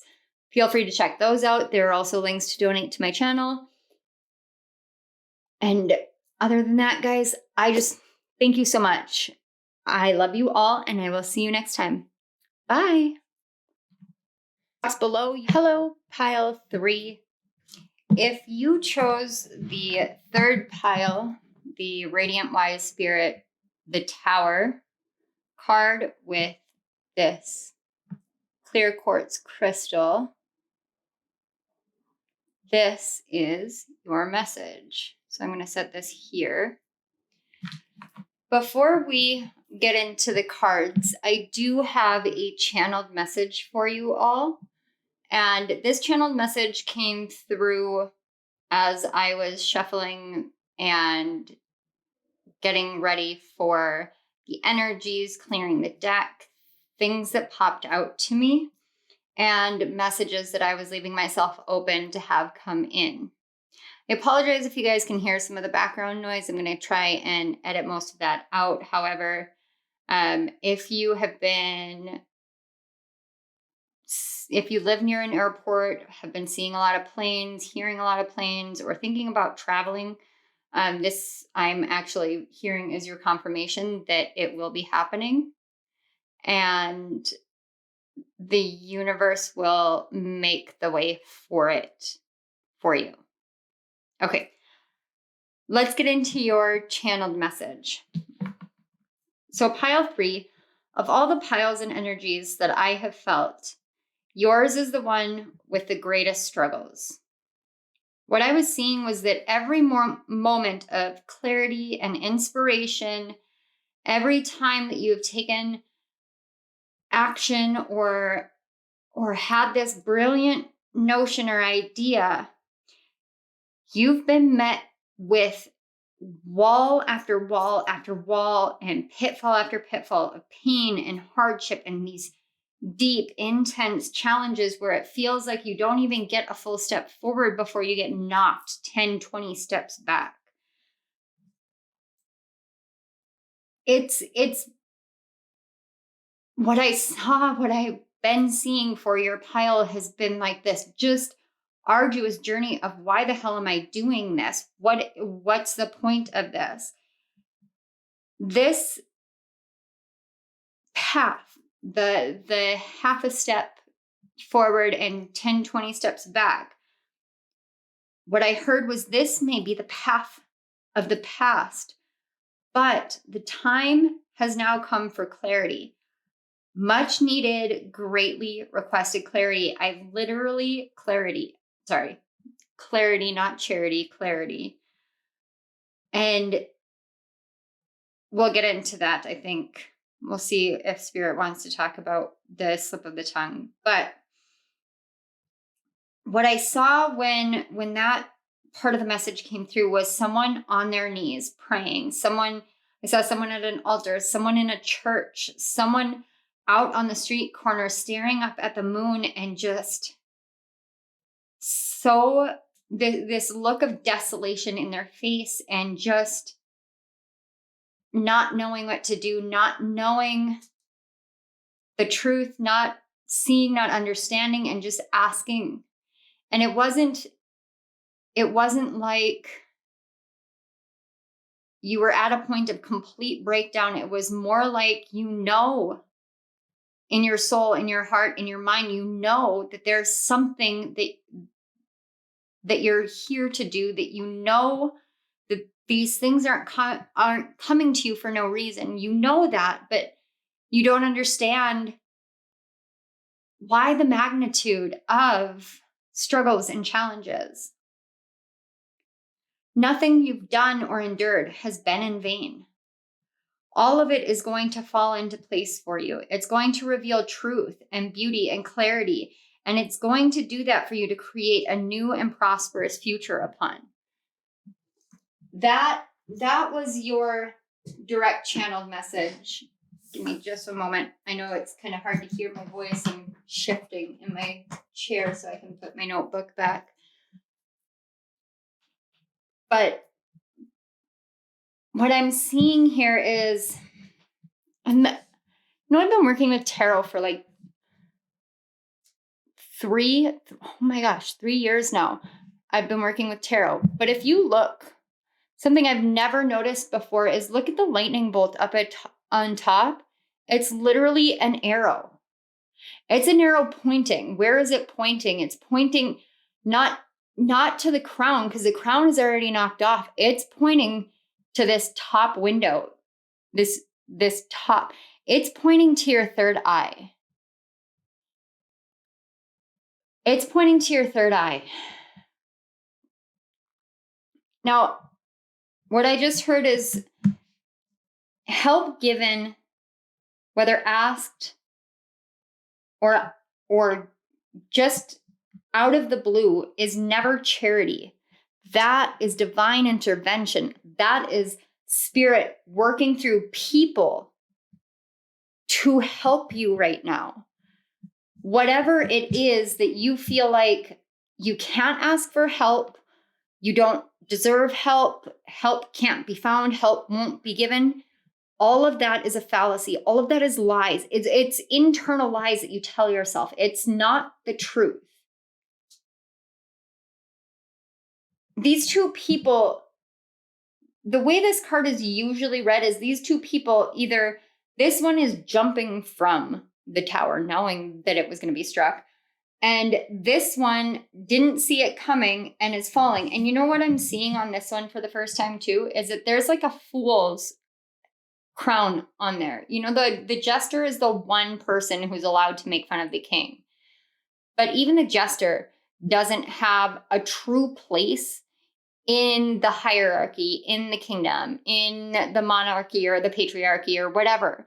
The jester doesn't have anything. The jester is actually in the place that they're in solely because they're being punished for something, or because their family is so desolate that that's the only thing that they can do. They are funny, so they get to be in this role of funny, and they get to make fun of the people in charge, but they never get to touch the energy of the people they're allowed to make fun of. And in turn, the people that they're allowed to make fun of really do relegate them into the role that they're in because they want to continue to lord power over them.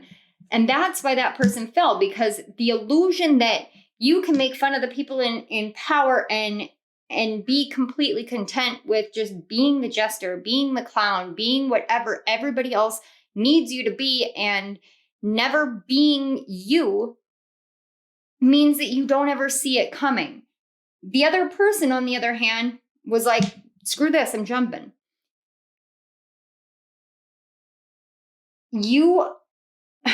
I'm really sorry, pile 3. Can you take a second here? I don't want to trigger anyone because I have seen how hard your journey has been.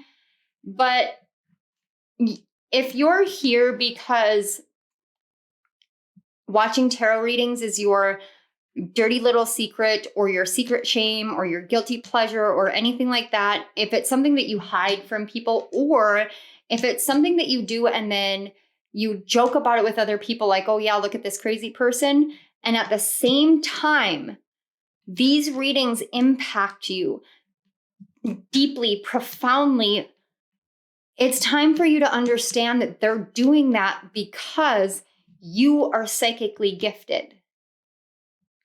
I will always say, and I haven't come across a spiritual person or a psychic or a reader who will say anything different, but we're all psychic. We all have these gifts. Everybody's gifts are different levels, different abilities, different paths. Yes, there's a lot of tarot and oracle readers, but we're all different in our own way. We see the cards and we interact with spirit in our very own ways. But you're psychic and you're gifted, and you have felt as though you are always meant to make fun of the in crowd or be on the outside of it and never be able to engage in it. And you feel like you're the fool, and you're not the fool. And Spirit's literally saying, look, I'm this tower is going to fall whether you like it or not. And a lot of the time, that's how this tower goes. That's how tower energy goes. It falls. We may not like it. We may not want it. We may not understand it, but it falls. And it falls for a reason. This one is falling for a reason. This one is opening your crown chakra, and it is hitting directly into your third eye, and it's cracking it open. It is burning down every barrier that you've built against your gifts to open them up, because it's time for you to step into the truth of who you are. And that's why the journey's been how it is. Because you want to move forward, you want to take those steps forward, but you don't know how to do it. You want physical change, but you have to make spiritual and emotional and mental changes in order for the spiritual or the physical changes to occur. There's a tumble down effect of these kind of things. This is the nature of the healing journey. It's time for you to awaken, is what I just heard. It's time for you to have what you feel you haven't had, or what you may have judged in the past, and you may be afraid of the fact that you've judged it in the past, and now this is something that's piquing your interest. It's okay. It's understandable. I've been there. I've done that. I've experienced it in my own way. I never necessarily made fun of tarot readers, but I always felt like, God, I wish I could do that. I wish I knew how that worked.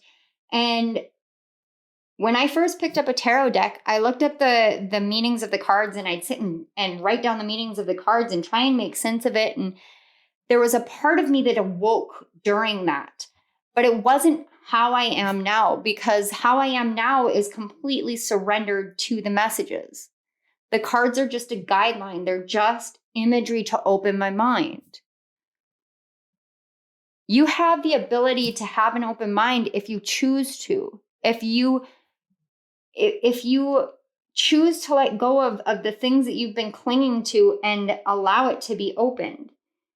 And Spirit, I feel this almost sternness right now that's saying it's going to happen. It's time for it to happen. All right, so That's what I'm getting from the Tower card. I'm going to set this up to this on the side. So this pile is your conscious mind's awareness of what's going on as far as this tower falling. So what you're seeing in your outside world, what you're feeling internally, kind of the themes and motifs that are going on. And then we're going to get into this pile. And this pile is your unconscious mind and your higher self and spirit's messages to help you become more aware. It's the things that you're not seeing, the things that you're either blocking out or just don't realize quite yet. So we're going to set these off to the side and get into your conscious mind's awareness first.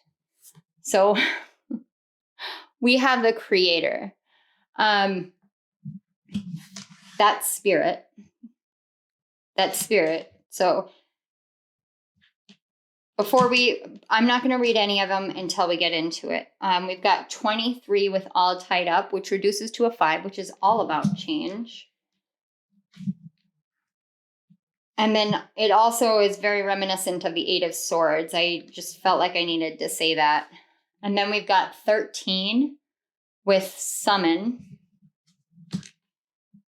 And then finally, we have healer. Light attributes, passion to serve others by repairing the body, mind, and spirit, ability to help transform pain into healing. Shadow attributes is taking advantage of those who need help and failing to take care of oneself or care for oneself. Okay. We're going to shift these because I want them all up on top for this reading. Okay. So first of all, the healer card. We're going to start with this because this is what I was talking about with the tumble down effect. This talks about the ability to help others by repairing the body, the mind, and the spirit. But first, you have to do that with yourself. You have to learn how to transform your pain into healing.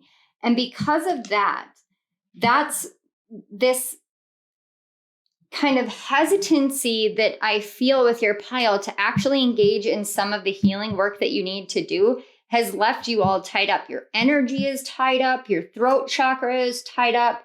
Your gifts are tied up. You feel so locked up.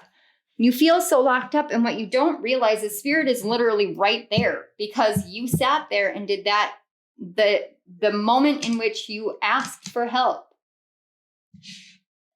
Out of the norm, and maybe some of you, what I'm hearing is some of you have actually chosen to deny this within yourself. Like, no, like it was just a moment of weakness.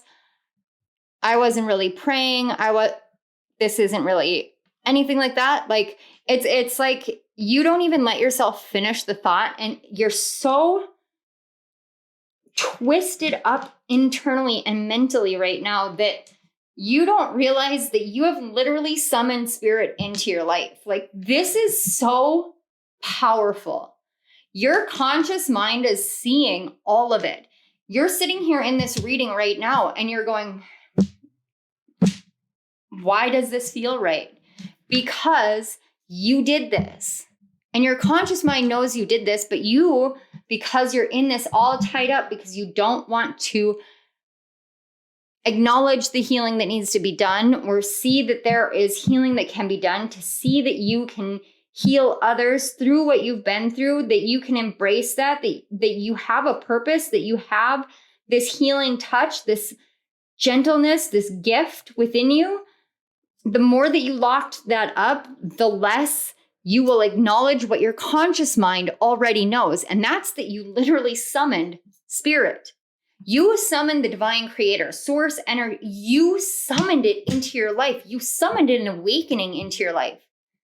It's like you knew that you needed more. And so you brought it in. That is such powerful manifestation. Your conscious mind is so at odds with itself. It's so at odds with itself because the half of you does not want to acknowledge the other truth within you. So you have yourself completely split. You have yourself completely split. But this tower that's falling is the all tied up. It's the all tied up so that you can heal, so you can see that you are the creator of your destiny, that you did summon in massive, massive support from spirit, from the universe, from God, from the goddess, from all sorts of people, energies, spirits. You literally called out to the heavens and the heavens responded like that. Because you have this innate gift of healing that you have not fully awoken within you, because you feel all tied up by all the times that you've had these ideas, these notions, these beliefs, these thoughts, these experiences, and you have shoved it aside. And as soon as you shove it aside, that's what makes you take those 10 steps back. And I know that it almost sounds like I'm lecturing you guys. I can hear it. I can feel it. But Spirit's like, this is tough love time. This is tough love time because you need to understand your own power within. It's time to awaken to your own power within, to your own divinity, to your own connection to spirit, because you're needed in this world way more than you realize. A manifestation power like saying one prayer and getting an immediate response is insane. It's crazy. It's amazing. I don't mean insane and crazy like you should be locked up. I mean insane and crazy like, holy crap, you should be teaching this. Holy crap, what can you do? When you allow this tower in, and like I said, what I got from Spirit was this tower is going to fall no matter what.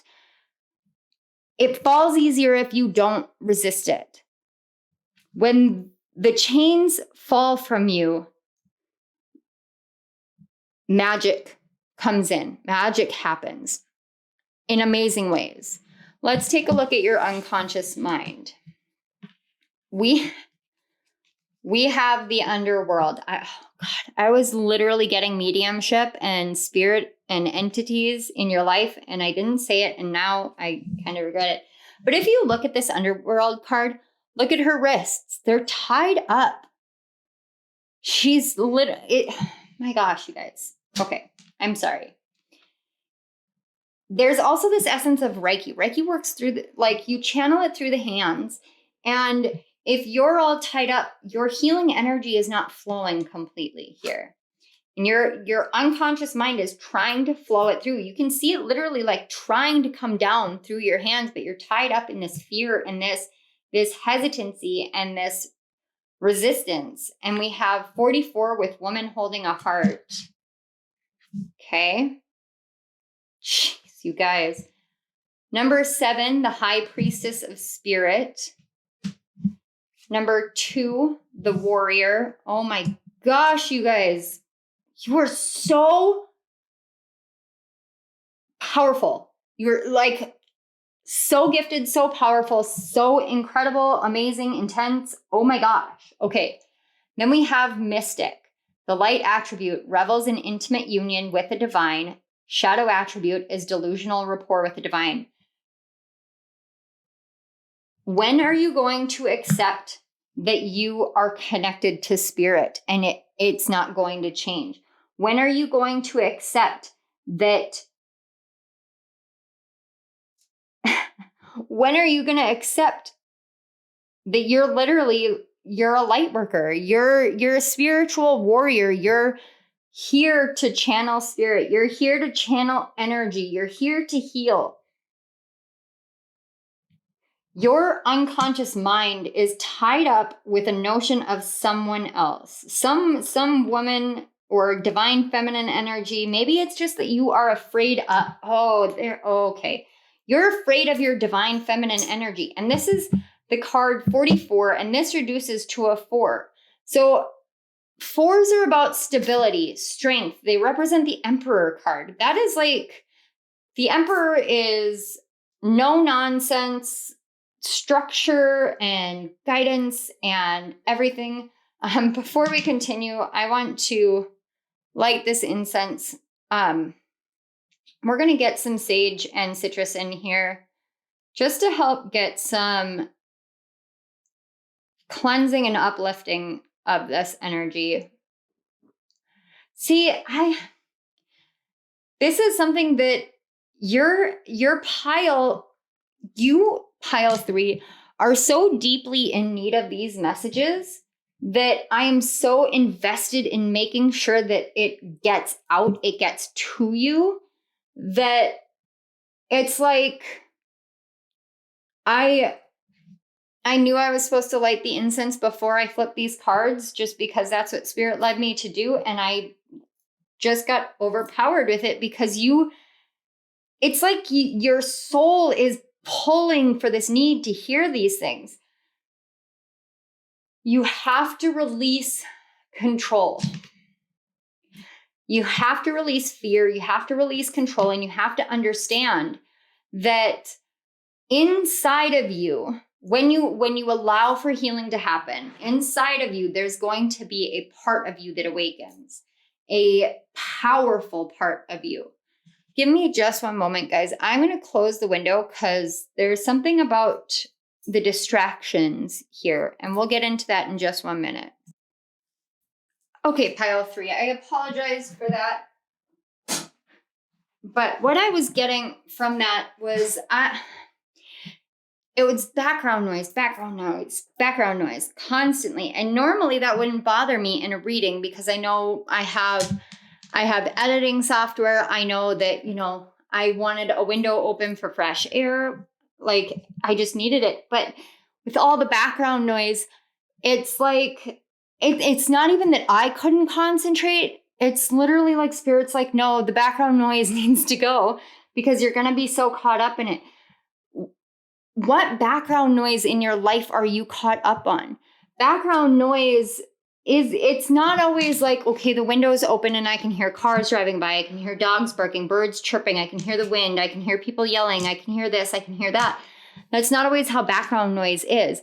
Sometimes background noise is literally the voice of your insecurities, your doubts, your fears, your worries that are sitting there constantly going, you can't heal. You're not capable. Nothing's going to change. You're not as powerful as you think you are. You're not gifted. You're not meant for this. This is a joke. Everyone else is a joke. All of this, like, you're delusional, you're crazy. No, you're not. No, you're not. And I can't emphasize that enough.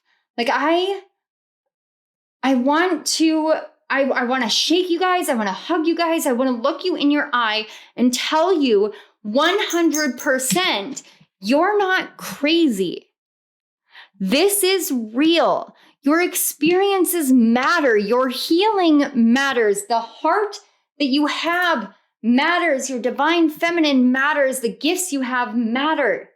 You matter. And Spirit is saying you matter. Your third eye matters. You guys are the first pile where literally the smoke is like, you need this. You need to cleanse. You need to clear. You need to be uplifted. You need to believe in yourself, in your gifts, in your ability to connect to the divine, because you have literally summoned Spirit into your life. You summoned a spiritual awakening. I've never heard of that before. I genuinely haven't. It may just be that it hasn't come into my conscious awareness, and it's absolutely possible because I'm sure if somebody hears about something and they're like, oh, that sounds interesting, I want to do that, they can do that. It makes perfect sense for that to be the case, to me at least. But I've never heard of somebody being like, I'm going to sit down and I'm going to be like, I need to have this.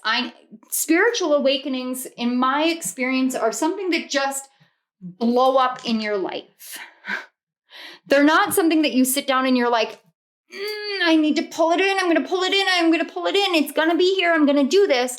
And that's what I feel like you guys did. And that's because you're so tied up in all of this negativity and all of this delusion of this world that you're in, that it's stifling your spirit.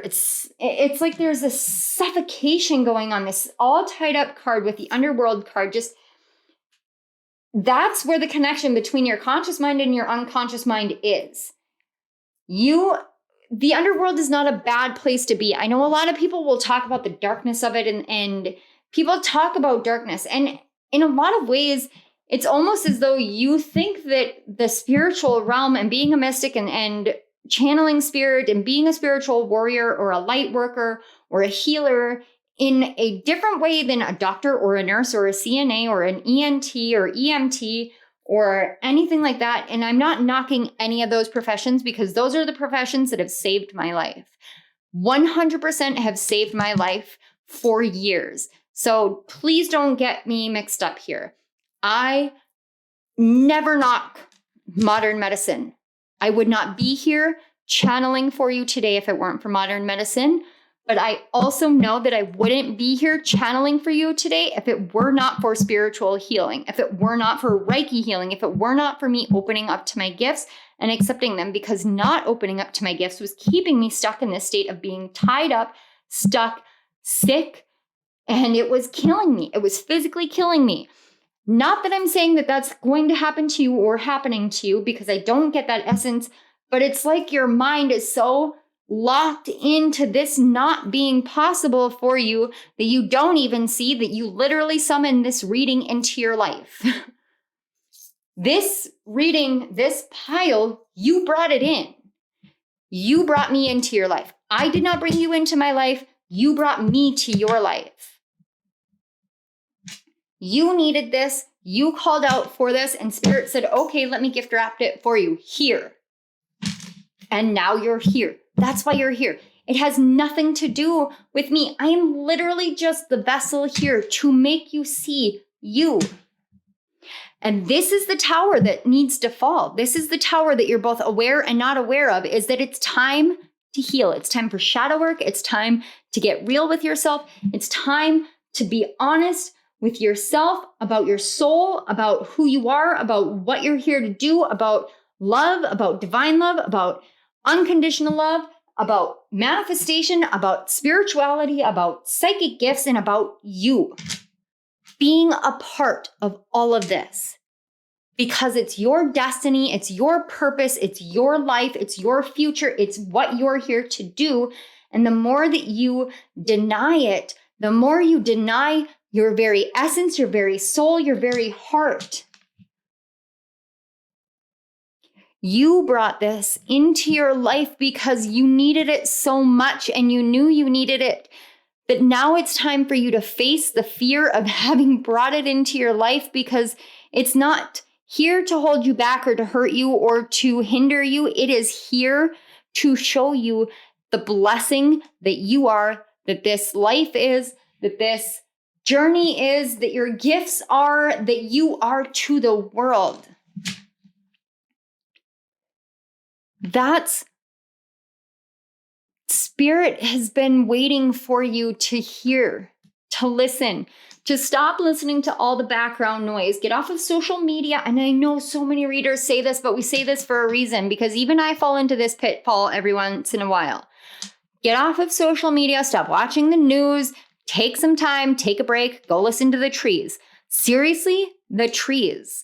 Like, listen to the trees. Listen to the way that the wind flows through the trees. It sounds like waterfalls. Listen to the way that the tree creaks or sap runs down it, or the sound that a pine tree makes right before it drops a pine cone, as though it is literally breaking off a piece of itself in offering to the earth, to us.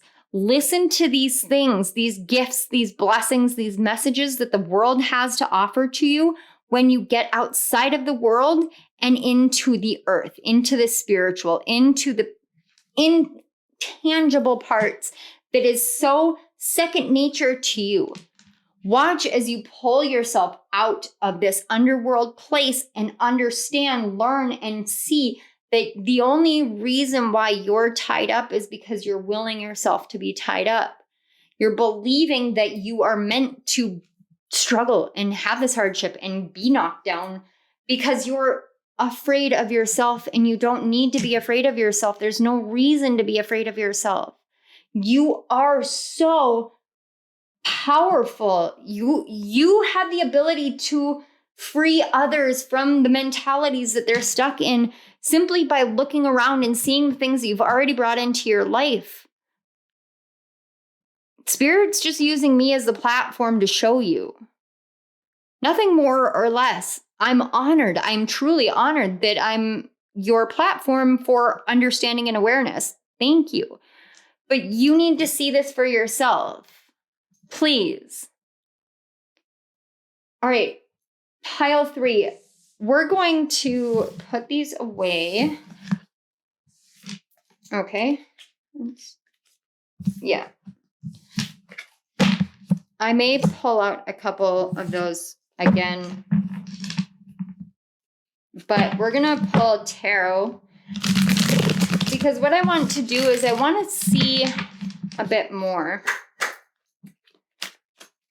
Spirit, can you... Spirit, can you show me the gaps?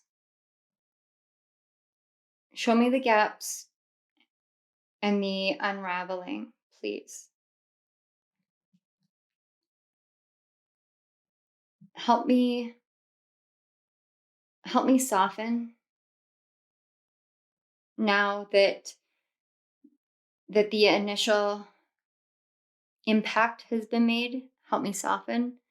Help me reach into the depths, into the hearts, and into the souls of pile 3. We have the 5 of Wands, the 3 of Swords. Yeah.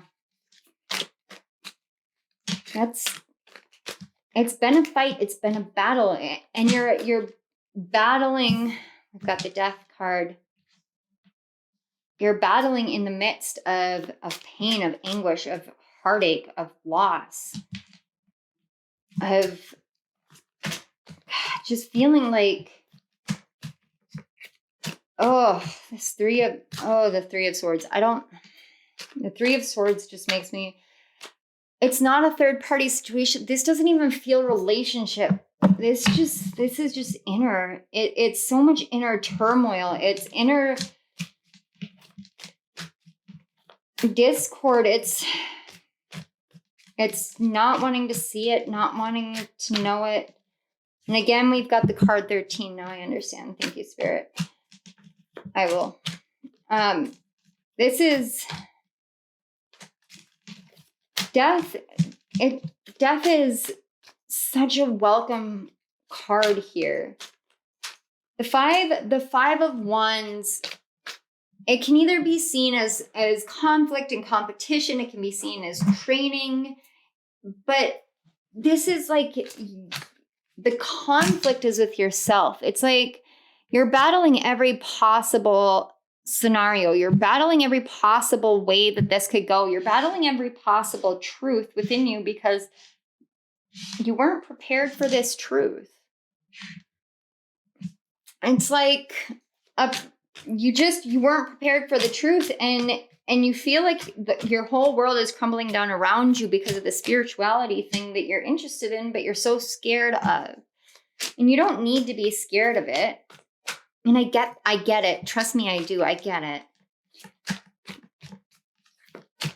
But you're also scared. You're scared of loss. You're scared of pain. You're scared of being stuck in the rain and darkness and heart sickness for the rest of your life, as though there's no place for you within this world, within spirit. But spirit is already within you. And the Death card here, the 13 card, this is why Spirit wanted it out. Spirit wanted me to show you this.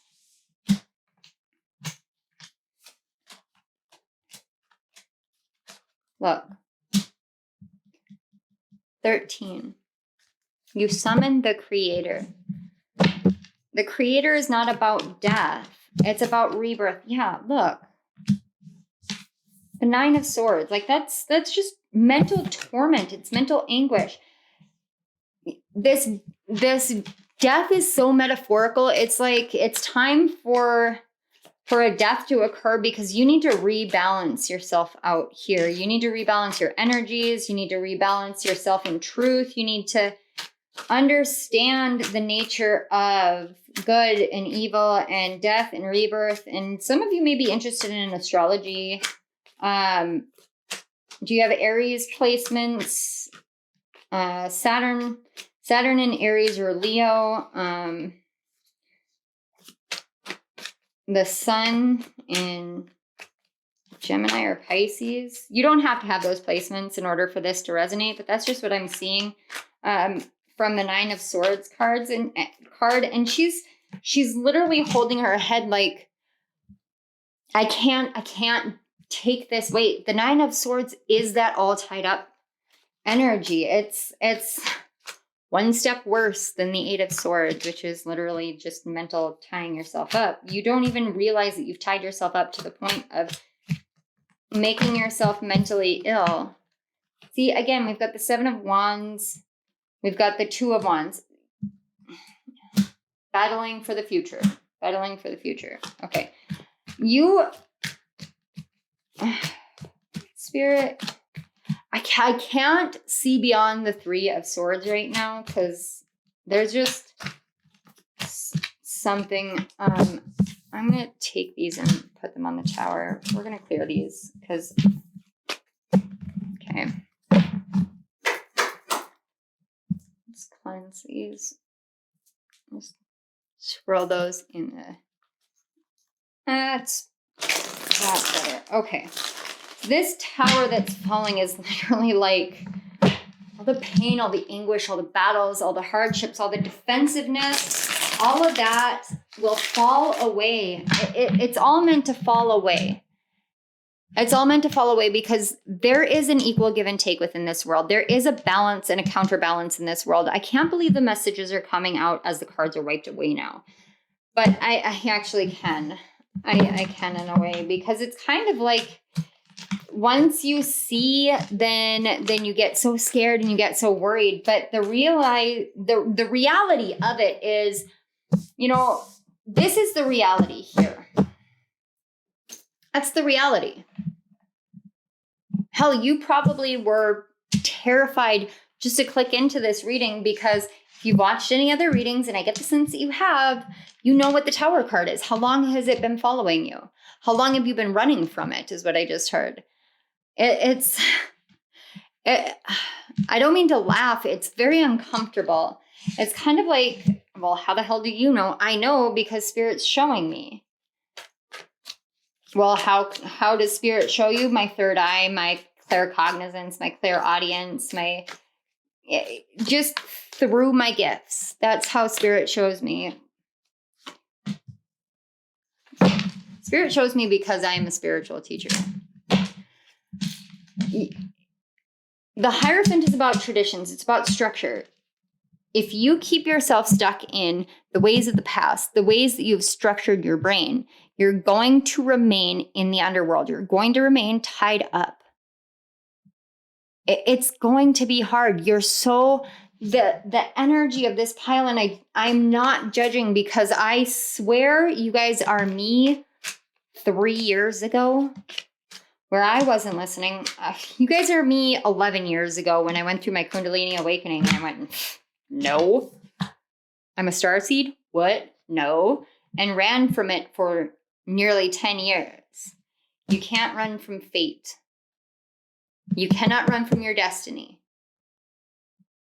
I did say fate and purpose earlier, didn't I? Yeah, you guys are literally here. Like this is you awakening to your actual purpose. This is dropping the swords, dropping the battle, dropping the fights, learning what fights are worth it. Is it worth it to fight for the structure? Is it worth it to fight for what you believe things are meant to be as? Or can you walk away from it? Leave it behind and walk into your destiny. Can you not see the power that you hold within your heart, within your soul, within your mind to just bring forth what you need? You asked for help. You summoned help. This message is here to help you. You brought it in. Look Look at that. Again, the death card. This is rebirth, renewal. This is letting things fall away. And look, you still have the Hierophant, and the Hierophant is sitting there going, please don't tear down the structure. But look, if you look, they're saying, please don't do it. But the child on the bottom is like, yeah, let's do this. Yeah, I see what's coming. I'm ready. I am willing. The woman is like, okay, I'm not going to watch it, but I understand it. The strength and power that it takes to embrace an entire death and rebirth cycle is no small feat. You're a medium. And I don't think I'm telling you anything that you didn't know. I don't think I'm telling you anything that you weren't aware of a long time ago. Sorry about that. Here, let me see if I can get that to focus. There we go. All right. Sorry about that, guys. But you guys literally summoned this. You summoned this death and rebirth cycle because you needed it. It was your destiny. It was time. It was time. It's going to happen whether you like it or not. The Magician. Like, the Magician, as above, so below. This is always going to happen. You are the Magician. You literally just took all the resources that you have and you just made it happen. Like, I can't make up these cards if I tried. Like, they're just falling from the deck because it's what needs to happen. But when the universe hands you the truth, how long until you stop fighting it? Because is it a battle worth fighting? The truth of who you are, the truth of your power, the truth of your ability to manifest, is it worth fighting over? Or can you not walk away from this? I need to fight everything because I am so damn scared of something that I believed being changed. And even if the belief is something like I'm doomed to struggle for the rest of my life, we can be afraid of that changing. We can be afraid of that falling away. Imagine if that was the tower that was falling here. Hell, it might be the tower falling for some of you. I don't know why my voice just did that like weird chipmunk. Okay. Two of Swords. You don't want to see it. I am going to protect myself at all costs. Whatever they say, it doesn't matter because I'm going to stay blinded. And you can't stay blinded. I'm hearing blinded by the light. Yeah, you can't stay blinded. I'm sorry, guys. I gotta be honest with you. This is literally like Spirit's like, you can keep fighting this. You can keep fighting this. Which she's telling you the truth. Like, this is your clarity. This is your guidance. This is your understanding and your awareness. You're this powerful. I don't know why I feel like I have to keep saying, like, you summoned this. You brought this in. I didn't. You called this out. I'm just sitting here bringing the messages forward. There's something different about this pile, this energy. I haven't ever experienced it before, and I'm not. That's fine. You're not listening to your intuition. You're not listening to your wisdom. You're not listening to the truth, the hidden parts, the psychic. I told you guys were psychic.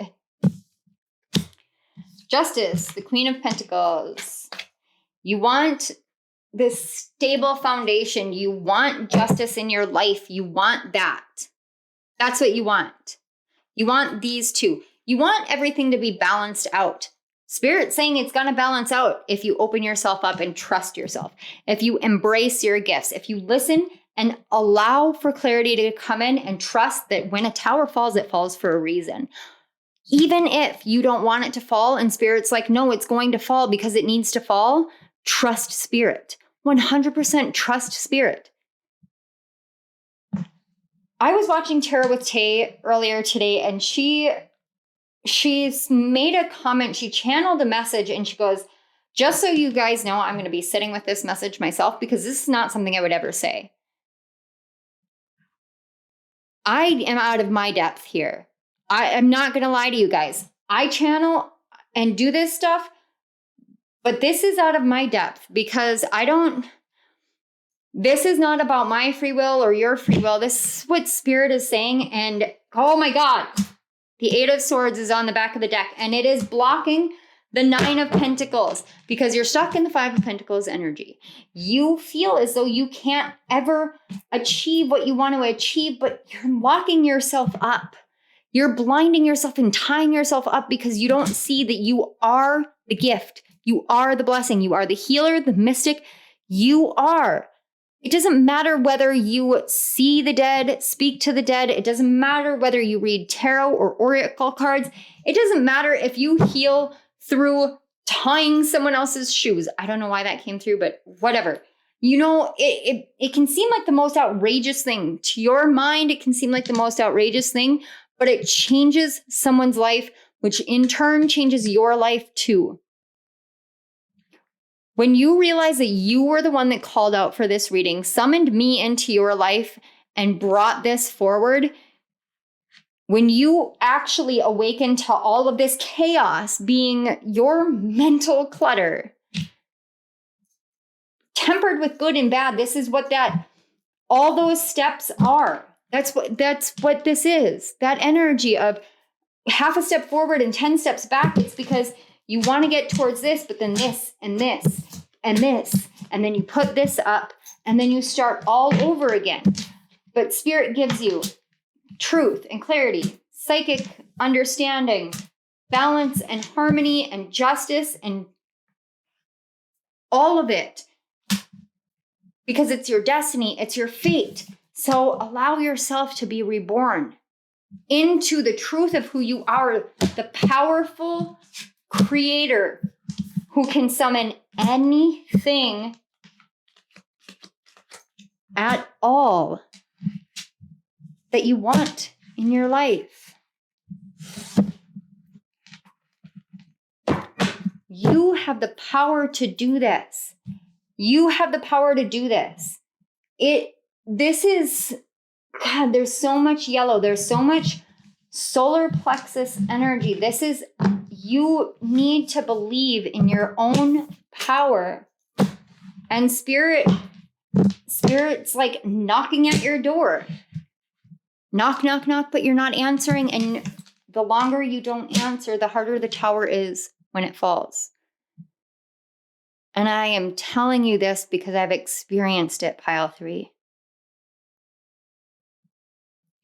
You called out, opened your heart, and now it's time for you to see the truth of just how powerful you are at manifestation, at channeling, at psychic gifts, at healing, at being a part of something more than the narrowed perspective of this world being so harsh and terrible and turmoil and chaos and mayhem, but being a place in which we are meant to rise above all of those illusions, to harness the gifts and the power that we have, that we were blessed with in our very soul, in our very essence, from the second we decided to reincarnate on this planet, into this realm, into this 3D world, knowing that we were going to fight like hell to rise above, to heal, and to step into the power that is awakening within you.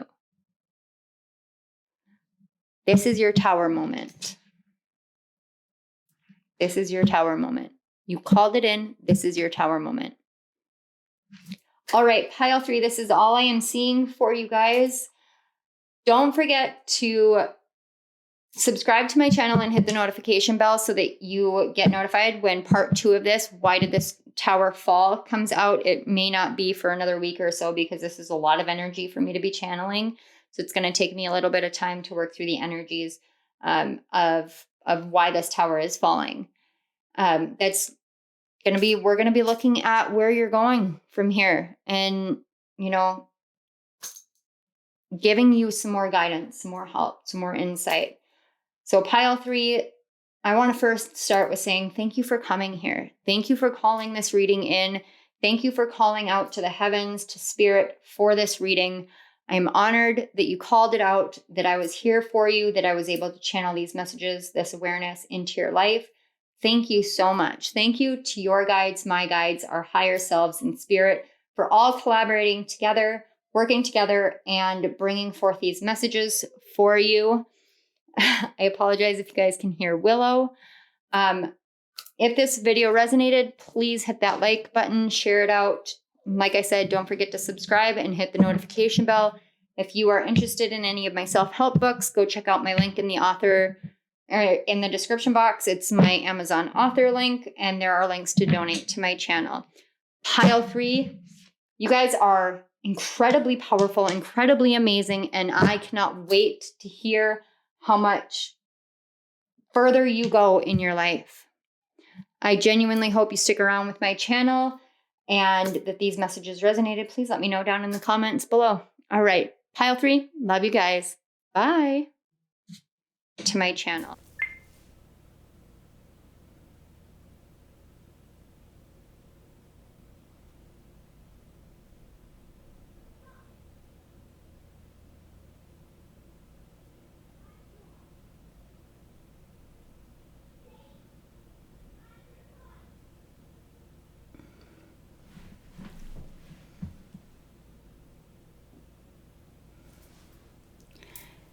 Hello, Pile 4. If you chose the 4th Tower card, the Crow Tarot, the Crow Tarot, sorry. And this clear quartz crystal, which actually to me kind of looks like a chunk of the tower itself. This is your message. So as I was shuffling the cards and getting prepared and touching into the energies, I did channel a message for your pile. So before we get into the oracles and the message from the Tower card, I am going to give you this channeled message about what tower is falling. The channeled message is Pile 4, frustration, doubt, anger, and surrender. Ask yourself what role these emotions and their resulting actions have on your beliefs surrounding love, friendship, abundance, fate, and fortune. Sometimes the hardest truths we have to face is that we are truly the only ones standing in our own way. Will you let this tower fall finally? Soften and open to trust, partnership, community, collaborations, friendships, and celebration? Why are you still battling yourself for what happened in the past? So, Pile 4, I'm not gonna lie to you guys.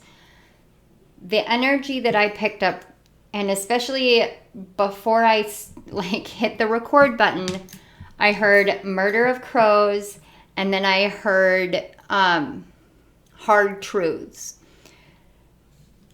I am known in my family, with my husband, with my kids, I am known for being the person that will always be honest. I will always tell you the truth, no matter how hard that truth is for you to hear or for them to hear or for me to say. It's never done in a way that is meant to hurt someone else. It can come off hard and sharp at times because the energies, the emotions blend and meld together, and the importance of facing the truths is so prominent that it just takes hold. Now, the reason why I'm sharing this is because there's it's almost like there's either two different groups of people here, or you have these two different sides. One side or one group are those who genuinely need to hear a hard truth, a reality check kind of hard truth. That's the tower. The other group or side of it is you are the person who does this, and the guilt and shame and sense of hurting someone else and questioning whether you should continue doing this, questioning whether it's right, questioning whether you are being mean or whether there's another way of doing it. All of these things, that falls into the second group. Now, if you're one of those that this applies to you on both levels, this means that while you may be very good at delivering hard truths to other people, where this may be an actual spiritual gift, and you may not see it as a spiritual gift, because who wants that as a spiritual gift, but you know what? A truth teller, someone who sees through the illusions, through the facades, through the masks, through the ego, and gets to the core of things and gets to the root of things and is able to highlight that and illuminate that for other people, that's a blessing. That's a gift. Even if at times it doesn't feel like it, it is a gift. That can take its toll. It can take its toll because there are moments where you don't want to have to continue delivering truths, where it can weigh you down and make you feel heavy. And I've got this candle, and the flame is literally dancing, and that to me is always a confirmation.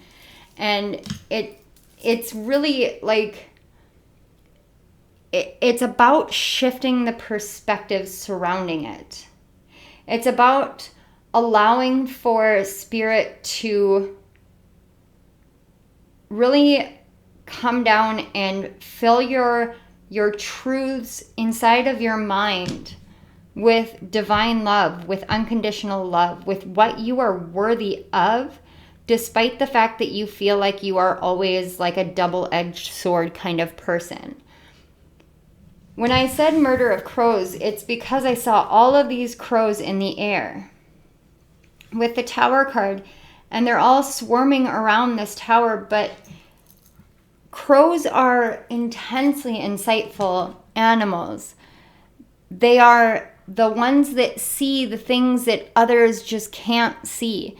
They really do get a bad reputation out in the world because people are afraid of them. They try to, like, you think about a scarecrow, they don't want them in their fields. They don't want them near the things that they're growing. And I can understand that on like a physical sense.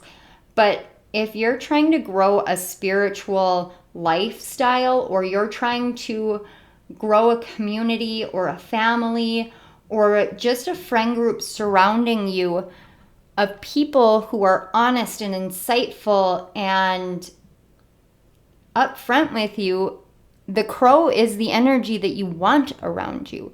You want that level of insightfulness, that level of honesty, that protective black energy. Like, black is such a protective color. It really does. It absorbs negativity.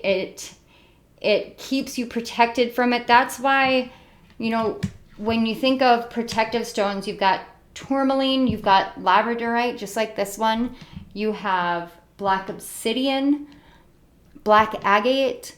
You have all of these black stones because they protect against evil. They are deeply protective. So if you think about it that way, crows are a protective creature. So as this tower falls, this truth that you have to look at, as in your own mindset being what needs to change.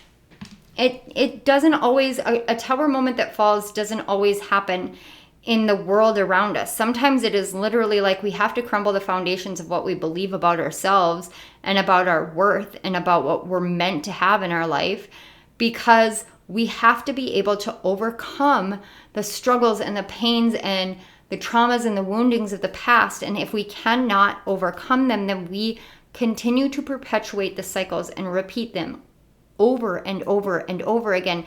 And Spirit doesn't want that for you guys. Spirit and your higher selves literally are here to bring this to your conscious awareness, to pull and bring this truth to you so that you can understand 100% that it doesn't matter what happened in the past. The past is the past. It doesn't negate the pain that happened or the healing that you've had to do or the healing that you're still doing. None of it negates that, but you can't go back and change it. You can't go back and fix it.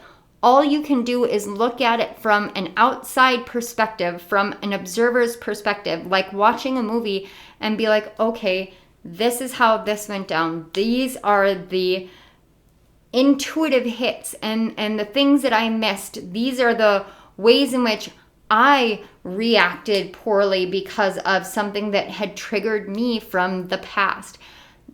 Look at it in that sense and then allow yourself to come out of the observer and the analytical role and feel the emotions of everything that happened and let it just flow through you. And then at the end of that, then say, okay, I accept that this has happened in the past, but I see my worth, I see my light, I see what I have to offer, and I see what I have to give, and I see what I am worthy of. And I am open to bringing that in, to accepting it, to receiving it in my life, because I know that it's my time to do that. And then when you do that, you have to stop staring at the clock. And I am just as guilty as all of you on this, and I'm going to be straightforward with you. I can be the most impatient person with things. I have this, I can be patient, I can wait, I can hold off, and then I have moments where I'm like, nope, it needs to happen immediately. And I have to balance those energies out a lot within myself. It takes time, it takes practice, it takes a commitment to making the change of being willing to follow divine guidance, to follow in what the divine says the right timing is, the right placement is, and allow yourself to really live based off of what spirit is saying and not what your ego or your fears or your worries or your past wounds and pains have said. And now both of the candles are dancing like crazy. So this is double confirmation for you guys. I know that divine timing is incredibly, incredibly challenging to work with, to wait for, to be patient with. But that feeling of impatience, that feeling of I need this right now, and recognizing that you feel that way and then saying, you know what, I trust 100% in what I'm doing, in what I'm here for, in what I'm worthy of, and in it coming into my life. When you can do that and then release the impatience and continue moving forward, that's when new doorways, new pathways, new ideas, new solutions come in for you to move forward. All of this is part of the tower that is falling here. It's all about mindset, perception, and it all comes right back to you, to your own inner truths, to your own perceptions. That frustration, the doubt and frustration, primarily, both of those energies, as soon as those two energies hit each other, that's when anger comes in. That's when anger comes in. And anger is a 100% acceptable emotion. But don't allow your anger to let you, or to control you. Don't let your anger control you. Don't allow it to make you reactive. Allow it to move through you. Recognize that you're angry. Recognize that this makes you mad. Channel it out in some way, shape, or form, whether that's physical activity, cleaning your house, going for a run, boxing, lifting weights, even if it's just screaming into a pillow and then taking a shower and relaxing, or writing it all out on paper just to get it out of you. Just to get it out. That way it doesn't sit and fester and poison your mind. It's almost like this tower is like a mental detoxification that's coming in. It's when I am looking at the card now and hearing a murder of crows. It's like all of these crows are flying in to bring you all of this insight to really kill that toxic mental chatter that keeps saying, well, if I open myself up to this, then this is going to happen because this has happened in the past. It doesn't have to be that way. You are shaping your future based off of what you believed in the past or what you experienced in the past. But if you say, I understand that happened, but I'm closing that door, watch as the doors open for the future. Watch as things change. Watch as things grow. Watch as things evolve. Watch as you change and evolve. You may still get stuck in this cycle and this repetitive energy of reacting in the same way, but or feeling the same way in a situation that's very reminiscent. And I myself have faced this just recently where I found myself frustrated about something with my relationship, and it's something small. It's something small. So in the past, I would have reacted immediately and would have immediately gone into this long conversation. And what I decided this time to do was, instead of acknowledging even how I was feeling aloud, I acknowledged how I was feeling internally, and I decided to sleep on it. I decided to give myself some space, some time, and talk it out with spirit and work it out with spirit and move through it in a different way so that I could have a rational, emotional conversation. And a rational, emotional conversation may seem very oppositional, but it is very important to realize that we can do that. We can talk about our emotions, feel our emotions, but still stay in this rational mindset where we're not reactive. When you are able to see that the only things that change in your life are the ones that you're willing to surrender to allowing to change, though it comes back to your mindset every single time. I keep getting caught on this clock on the tower, and it is literally like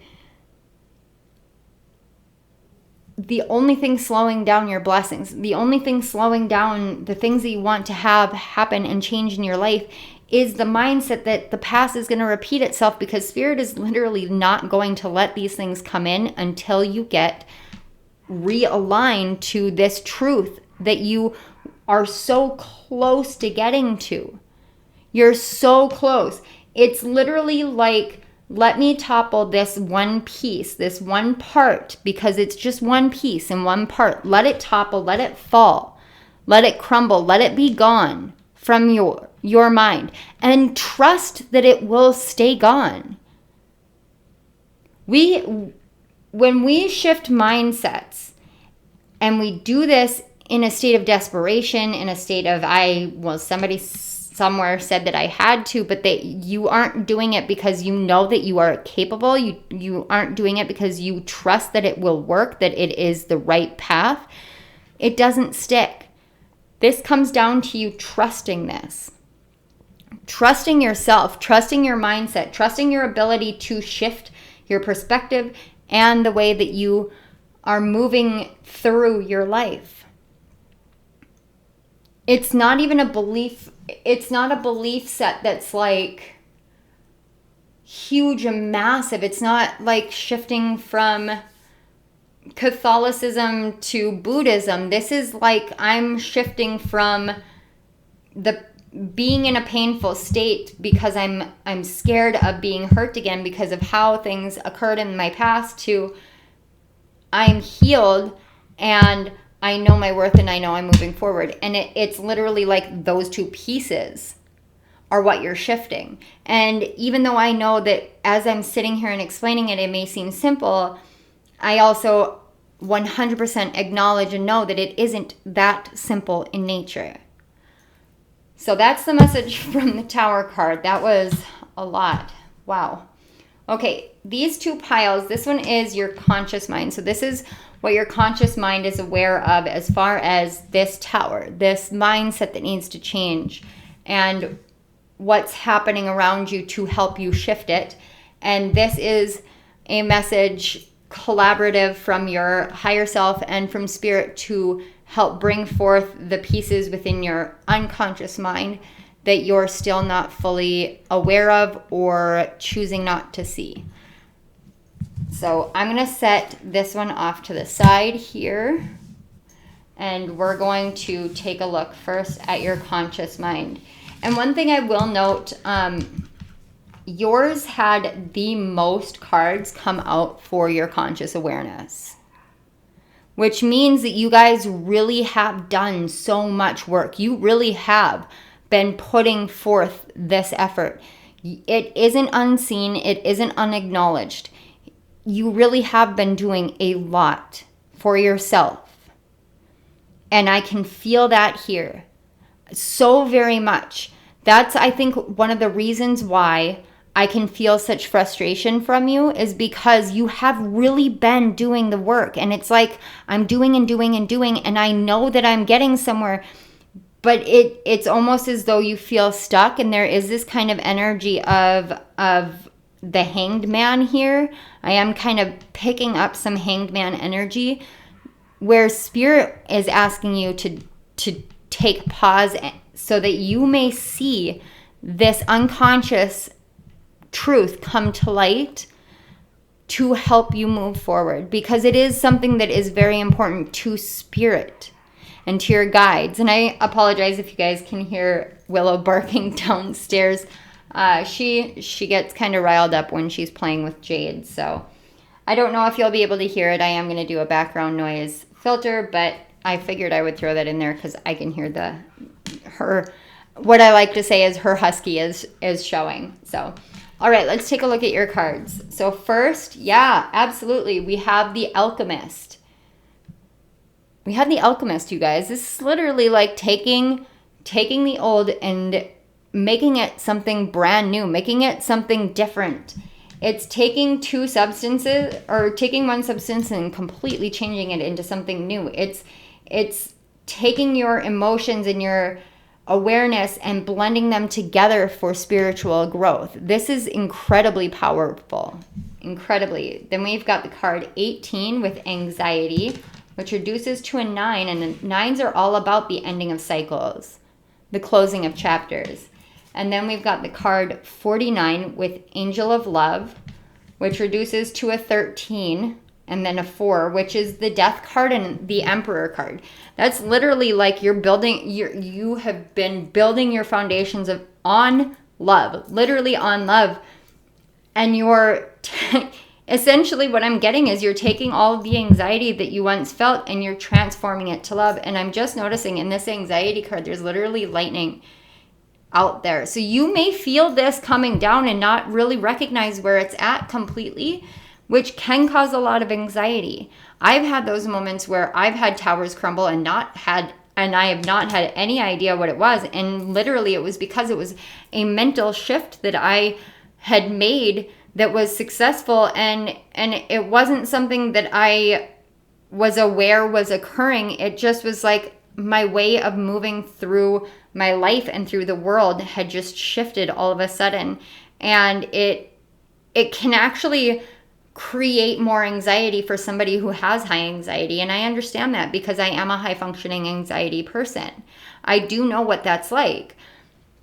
But there's this kind of calming essence to this Angel of Love and the anxiety. It's like your tower is crumbling to help you transform all of your anxiety into a state of love, so that you stop beating up on yourself and you stop worrying and I just heard pacing the corridors or pacing the halls, like I'm seeing someone pacing back and forth in like a hospital hallway. And this is not to say that there's anybody that's going into the hospital. Please don't take that as the meaning. It's literally a symbolism that Spirit is using to help me understand the emotions. Because, having been a CNA and worked in a hospital, I worked in the OR, I've seen a lot of people do that because they're worried, they're anxious, they want to get the good news that their loved one or their friend or whatever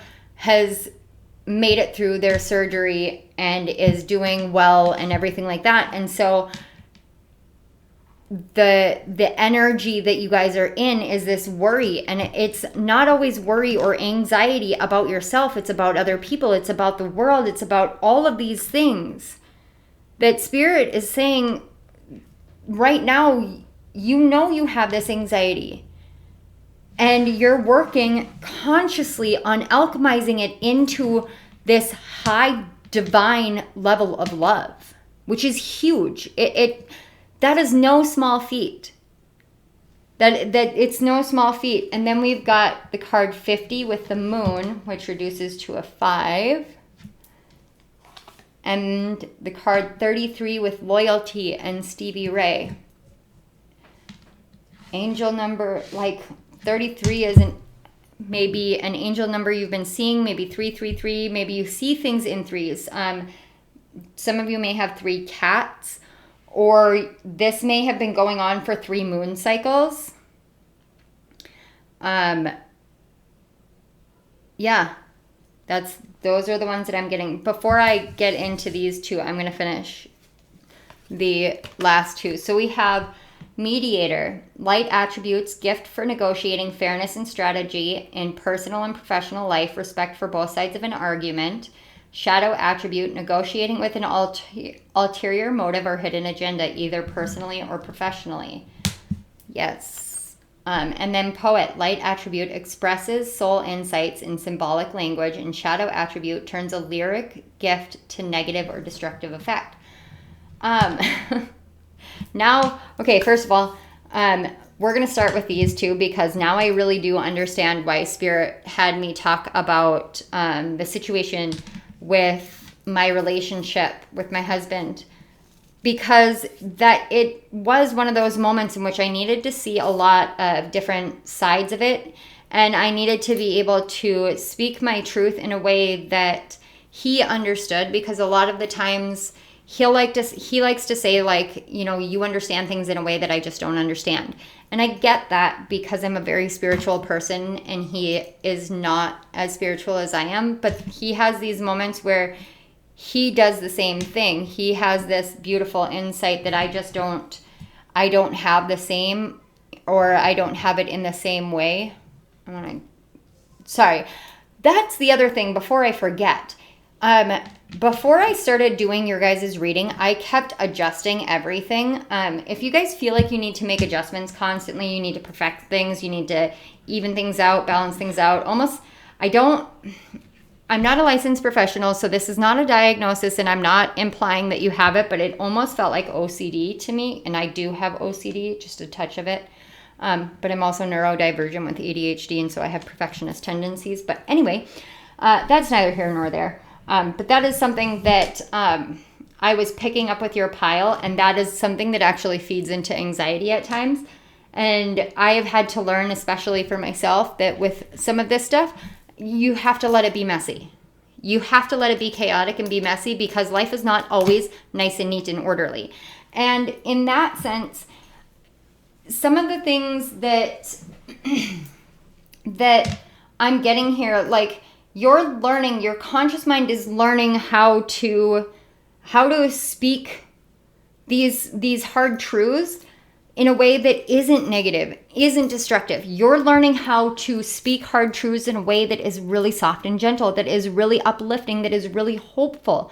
You're learning to do that because this mediator card always makes me think of the Hanged Man, because to me, the Hanged Man isn't always about a divine, like, pause, because when I think of the Hanged Man, I think of Odin, and Odin hung from an ash tree for, I think it was 9 days, in order to receive the wisdom of the runes. It was a willing sacrifice, a willing shift of perspective so that he would gain wisdom. That's what a mediator will do. A mediator will willingly look at all sides of everything and try to help all sides find the best strategy, the best course of action forward. When you are a truth teller, when you are someone who sees all these things, it can be really hard to know how to do that in a way that is true to your emotions, that's true to what the divine is calling you to do, that is insightful, poetic, that sees it all and is able to share it all. It can be really hard. But I'm looking at the cards and I am literally looking at, you are making every effort to do this. In your conscious mind, you're making every effort to do this. And spirit and your higher self are like, they're like, I'm like, okay, it's hard to explain because it's like there's clapping and then there's celebrating and then it's like raising you up. And at the same time as they're raising you up, it's like this blindfold is falling off of your eyes. And they're trying not to have you be completely blinded by the truth of everything all at once, because it can be overwhelming. And when you can't see the truth of everything all at once, then you can get kind of stuck in your head too. Because how are you supposed to help people if you can't see how you're supposed to help people? And what if you see enough of the truth that you think that you can, and then you go about it the wrong way? And it's just this like tumble down of so much. It's this tumble down of so many things and so many aspects and so many perceptions. And that can be really overwhelming. It can be.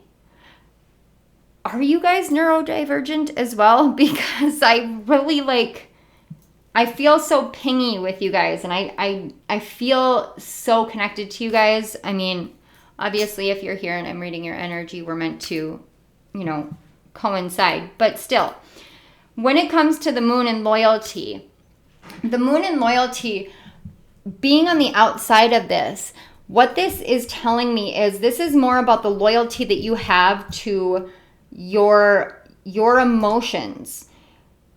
Sometimes when you are a truth teller, you can try to shut off your emotions because it gets really difficult to speak those truths. It gets really hard to do that in an emotionally aware state because you're an empath and you can feel it all, and you know that the reaction is not helpful if somebody is getting hurt, but you're not trying to hurt them, you're trying to help them, and you are trying to do it in the best way that you know how. And then it's just this cycle, this endless cycle.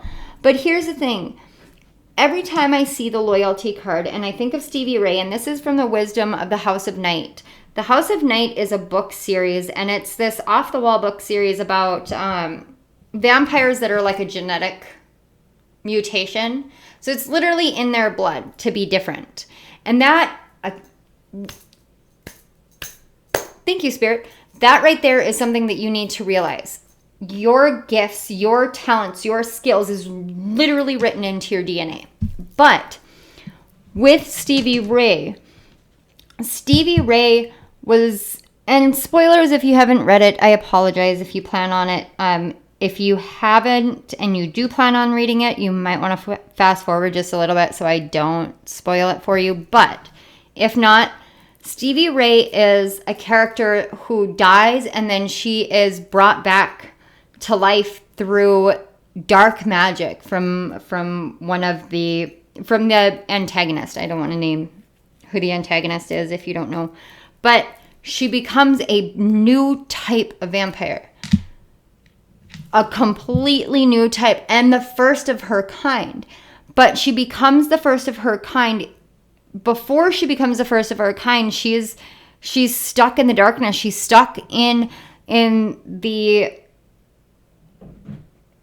traditional way that the world views vampires. They can't go out in the sun. They feed off of blood and don't mind killing, and just the depravity of how vampires are viewed in mythology. That's how she is, because that's how she was created through the workings of someone else.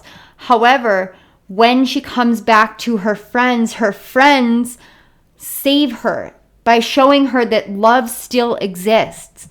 It's just like finding a feral cat. You can find a feral cat And the cat is going to fight you and fight you and fight you. It's going to be afraid of you. It's going to lash out because it doesn't know love.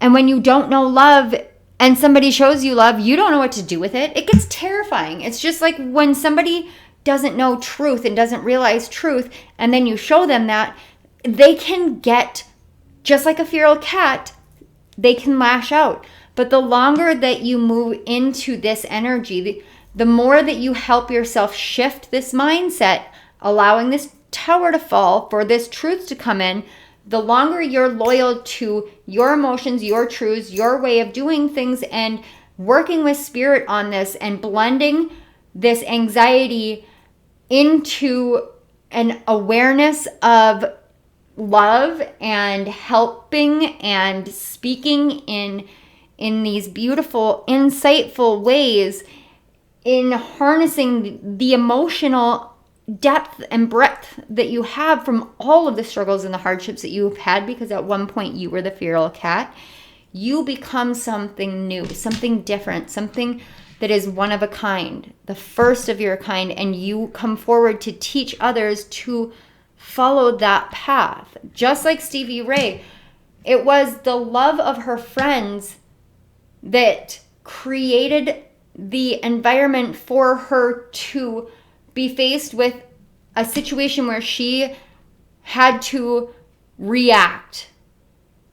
And her reaction was to not hurt one of her friends, even though her friend was willing to sacrifice herself. She stayed loyal to the goodness within her, and she was able to do that through the love of her friends and the connections that she had prior to her changing into this different thing. You are very similar to this. You are one of a kind. You have gone through such massive changes that you are something that the world doesn't know and doesn't understand yet. And that means that you are here to show others how to do this.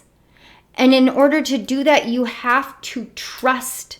You have to trust yourself. You have to trust spirit. You have to trust your soul. You have to trust your heart. You have to trust in the cycles of life, the cycles of energy, the cycles of the moon, the way that you work with it. You have to trust in divine timing and knowing that it is for you. All of it, everything that you want is for you, even if it comes in a different way, because you're different. And that's okay. That's blessed. That's amazing.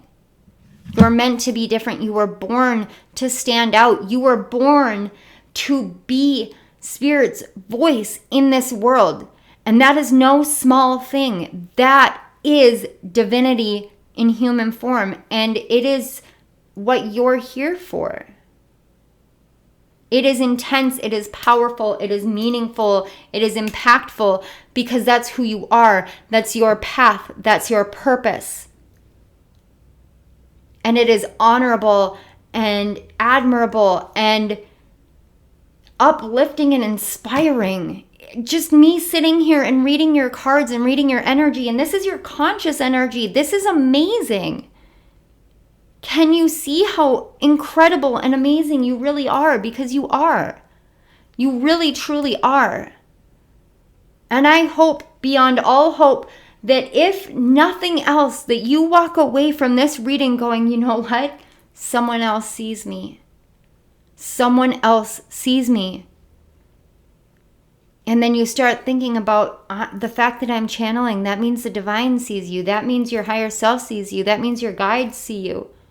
You're part of a pile. That means there are others like you. Even if you are so different than the others that are like you, you still are in ways part of each other and meant to come together and be your weird selves together and do the weird things together. I don't know, guys.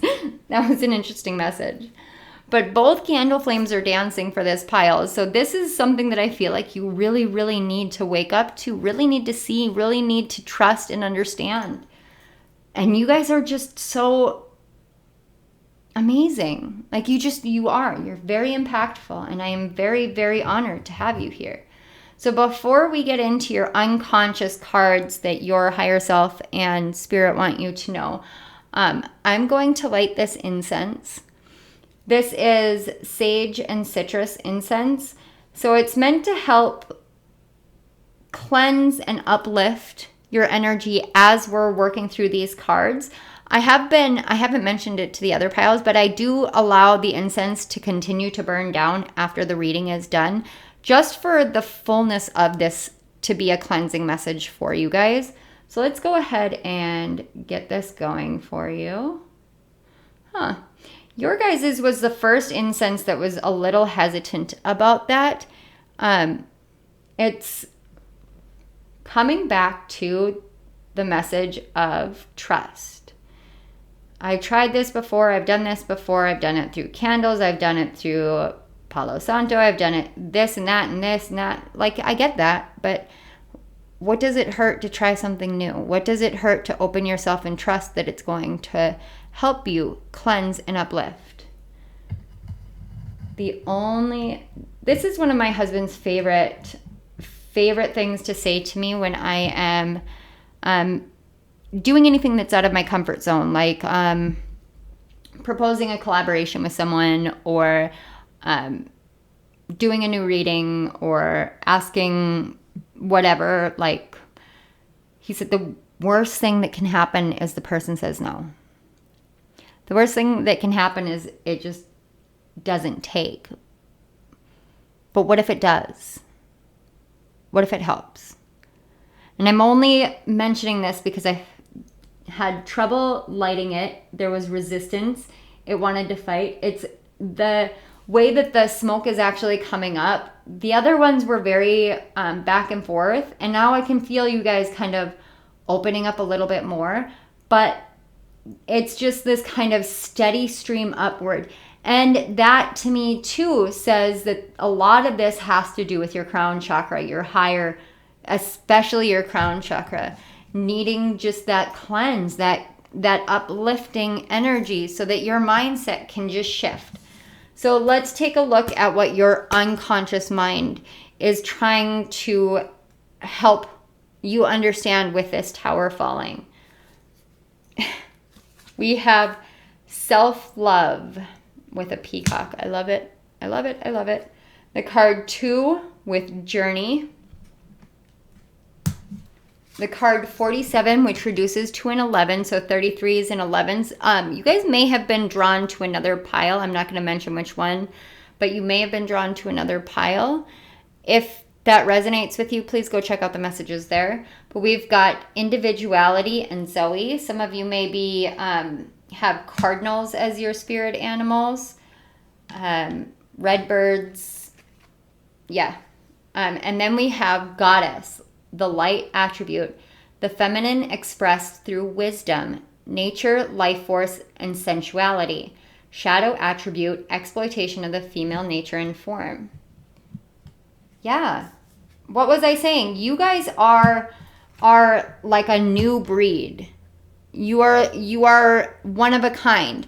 You are this individual, and it can be hard because how do you fit in to a world where you're meant to stand out? How do you find your place in a world where you're meant to stand out if you're so different from everybody else? How are you supposed to find your community? How are you supposed to find the people that are meant to be in your life?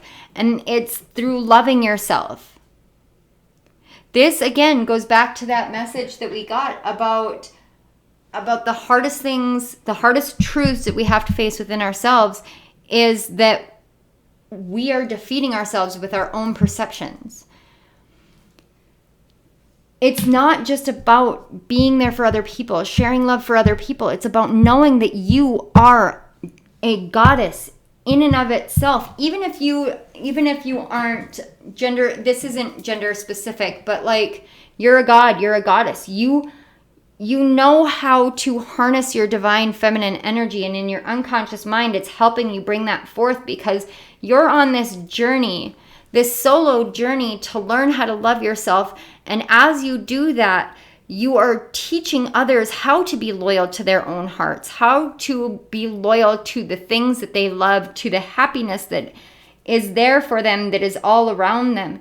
You're learning to really harness who you are and standing in your power.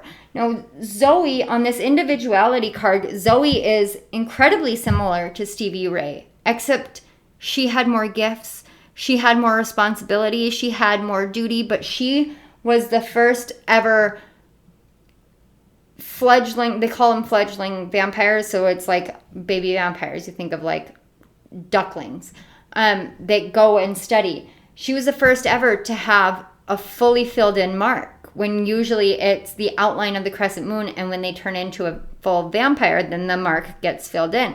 She came there with a fully filled in mark. She came there being able to work with all the elements, all 5 elements: earth, air, fire, water, and spirit.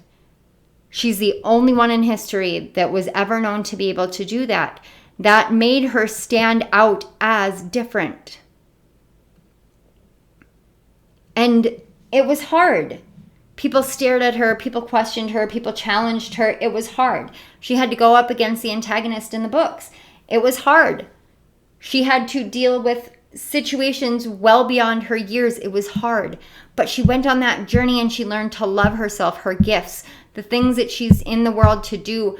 And she learned to harness the love that she had from her goddess. She learned to harness the love that was for her in the world. This is about love for you. But it comes down to trusting in yourself and the love that you have for yourself, the love that you are meant to have for yourself. Because when you learn on a journey of self-love, when you learn 100% to love yourself, to be loyal to the emotions that you have, the cycles that you go through, and the blessings and the gifts that you are on your own as yourself, when you harness your actual truth, your true nature, even if it means that you have to deliver these hard truths that just hurt, they hurt to do, but you learn how to do it in a softer way. You learn how to flow with that feminine energy. You learn how to bring forth these beautiful truths in ways that challenge people but uplift them and fill them with all of this hope and happiness and love and joy and everything. When you learn how to do all of that, when you surrender to the truth that Spirit is coming forward and saying, this is who you are, and you are blessed, you are loved, you are wanted, you are worthy. When you do all of that, your whole life changes. The journey isn't as difficult because you know where you're going. And I'm seeing this beautiful balance here. Like if you look from the loyalty card, look from the loyalty card into the journey, and then the self-love, individuality, and the moon. Look at the chakra, the chakra colors. Literally, we have all of the base chakras into the solar plexus and the heart and the throat, and then it shifts into the third eye and the crown and the soul star chakra. You literally have this beautiful alignment. Look, Spirit's literally showing you, here is how you do this. Stay loyal to who you are, to the things that you love, to the people that you love. Stay loyal to it. Don't let anything or anyone in the world sway you from the truth, no matter how hard it may be. Stay loyal to the things and the people and the places and the ways of being that you love, no matter how difficult. Stay loyal to it and watch as your journey transforms you through embracing your self-love. As you inherit your peacock feathers and spread them out and show the world, this is who I am, and you know that you're worthy of it, and you know you're not showing off because you're showing them exactly how to do it for themselves. Now you've stood in your individuality. You stayed loyal to what you were doing, to what your path is. No matter how much you doubted it at times, no matter how hard, how fearful, how challenging, how frustrating it could have been, you stayed true to it and you stood in your individuality. And it's like with the moon here, it's like you're shining in a way that you shouldn't shine. The moon shouldn't shine except that it reflects the sun. If it weren't for the sun, the moon wouldn't shine. It would just be a rock outside of the earth. But when you harness the true power within you, when you allow yourself to shine with the truth of of who you are, that self-love, that solar plexus, when you shine that out, now you're shining the sun onto the moon and you are blazing both day and night. You are divinity. You are a goddess. You are a god. You are amazing. You are blessed. You are meant to love yourself. And that's just the truth. Maybe it's hard to hear because it's hard to believe at times, but it is honestly the truth. So I'm going to get just a few messages here from the tarot cards to see if there's any further insights, information about this tower, this mindset that is falling for you guys. Oh, okay. Spirit, can we get any further insight for pile 4 on what the tower is that is falling in their life? What is this mindset that is falling for them? Can we get a little bit more specifics? Those didn't. Okay. All right. We have the Strength card, the 10 of Pentacles, and Temperance. See, there's that Patience card again, and Alchemy. Aha. And then we have the Star. And on the bottom of the deck, we have the Hermit. This is a lot of, oh my God, and below that we have the Fool, the Devil. Intense spiritual energies, intense spiritual lessons, but we're just going to keep the Hermit. This is literally telling me quite clearly that this mindset that you have about the way that you move through the world, the way that you move through your life, the reason why it needs to fall, the reason why it is falling, or rather, not even the reason why, because we're going to get into that in another reading. We'll talk about that. But what's falling here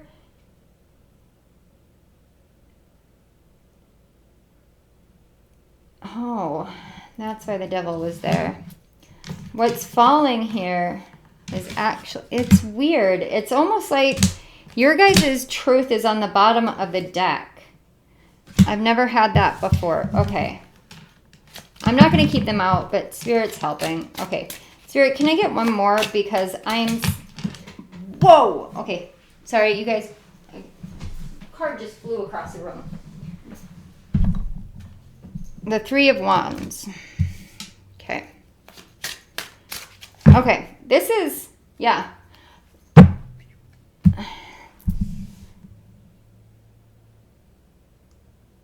It's literally like, I can't even read these cards because to me what this is all saying is that the only reason why, or the only part of this tower that's falling is literally what the inner world.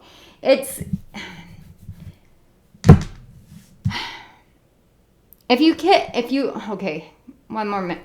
Spirit, please help me translate this understanding.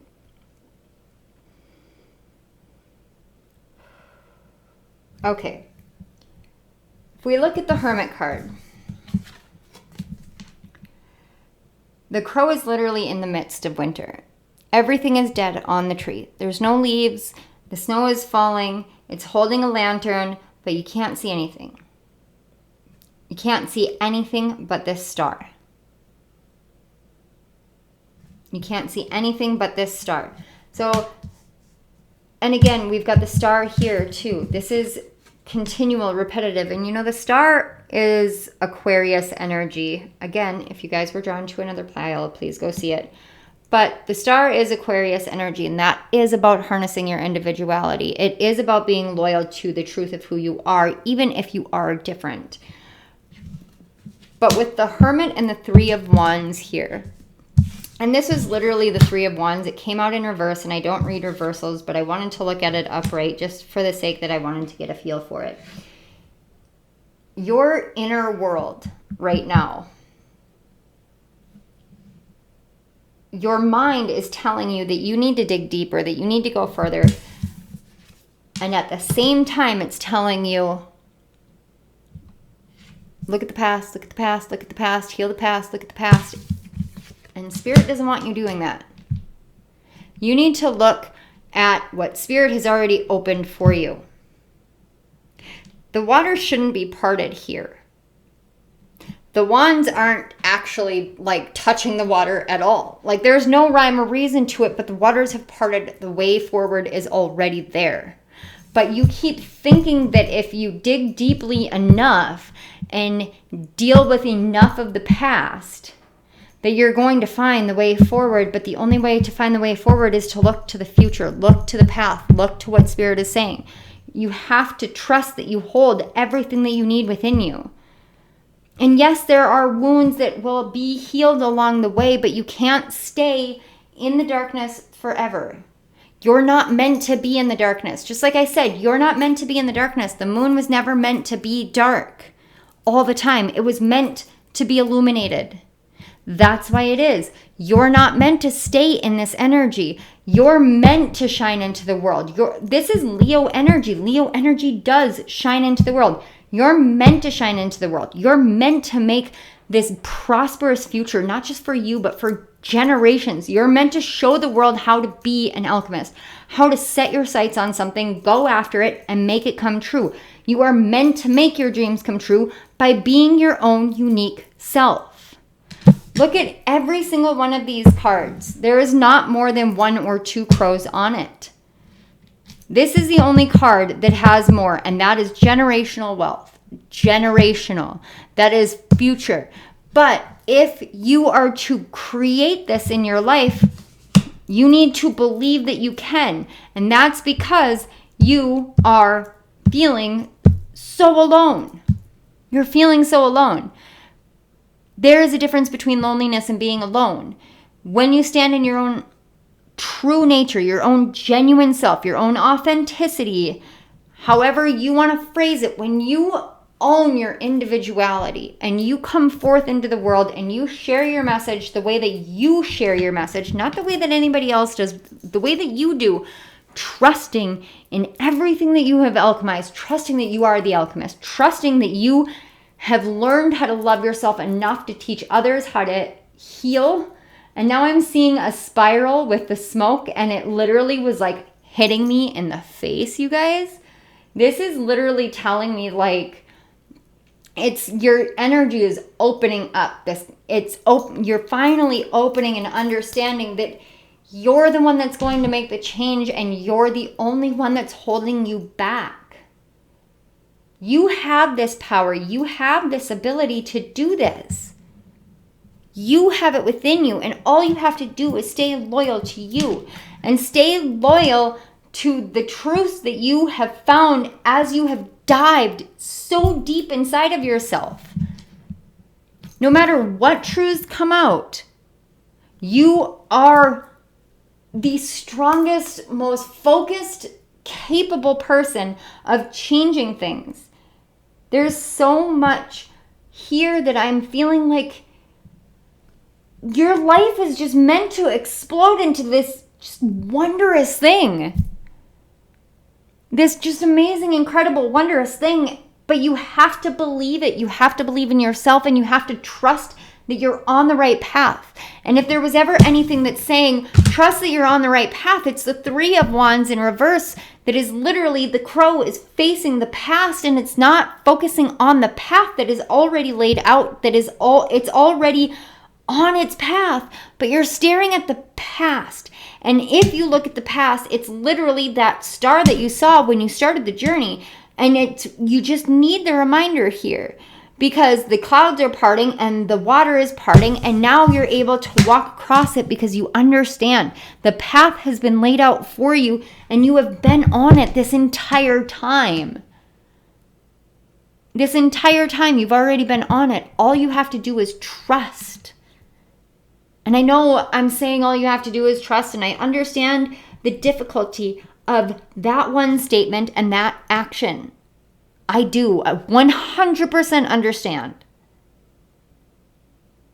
But I also can feel the power of your essence, of your energy, of your soul, of your capabilities, and of what you're here to do. I can feel it. It is so intense and powerful. And yes, I am sure you've heard this a million times, and it has made you feel equally small and uplifted and confused. But if you hear it enough times, you can trust it. Repetition is the key to learning. The more times you hear something in the same way or from a variety of different people in their own unique ways, but saying the same message, the more Spirit is coming forth and saying, hey, here's the truth, and you know this is the truth. Now, step into it. Take that one step forward and trust the path you're on. The tower that's falling for you is this continual doubt, the frustration, which turns into anger. And then you have to surrender all of that to Spirit. Spirit's like, you're the alchemist.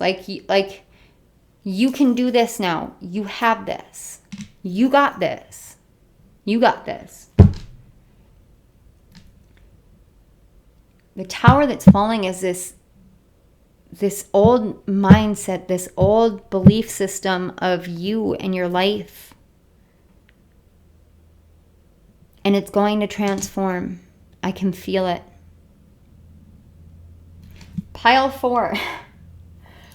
This was amazing, incredible, intense. Wow. Just wow. Thank you so much for being here. Thank you for your energy. Thank you for everything that you do for yourself and for others. Thank you. Thank you. Thank you. I want to say thank you to your guides and my guides, for our higher selves, and for Spirit, for connecting our energies, for bringing forth these messages, for allowing me to be the conduit of this message, of this cleansing for you all, to give you this awareness and to bring this forth. Thank you so much. I feel so honored to have you guys here. If this resonated, please feel free to hit the like button, share it with other people if you feel they can be helped. Don't forget to subscribe to my channel, hit the notification bell so you don't miss part 2 of this reading, which will be coming probably next week sometime. And it is all about why this tower fell, and it is what's going to be coming. The purpose of the tower is to bring in blessings, to bring in cleansing. So let's take a look at that. That's what we're going to be doing next in part 2 of this reading. So please don't forget to check back in after you get this message. Thank you again for being here. It just was incredible to read your energy, and I am incredibly honored. Down in the description box below, you're going to see links to my author page, self-help books, zodiac or astrological guidebooks for the planetary retrogrades this season, as well as links to donate to my channel. Please leave a comment in the comment section below. Let me know how this resonated. I would love to get your feedback. I'd love to hear from you. It's a great exchange of energy. Pile 4, I apologize. Pile 4, thank you again so much for being here. I love you all, and I will see you at my next reading. Bye.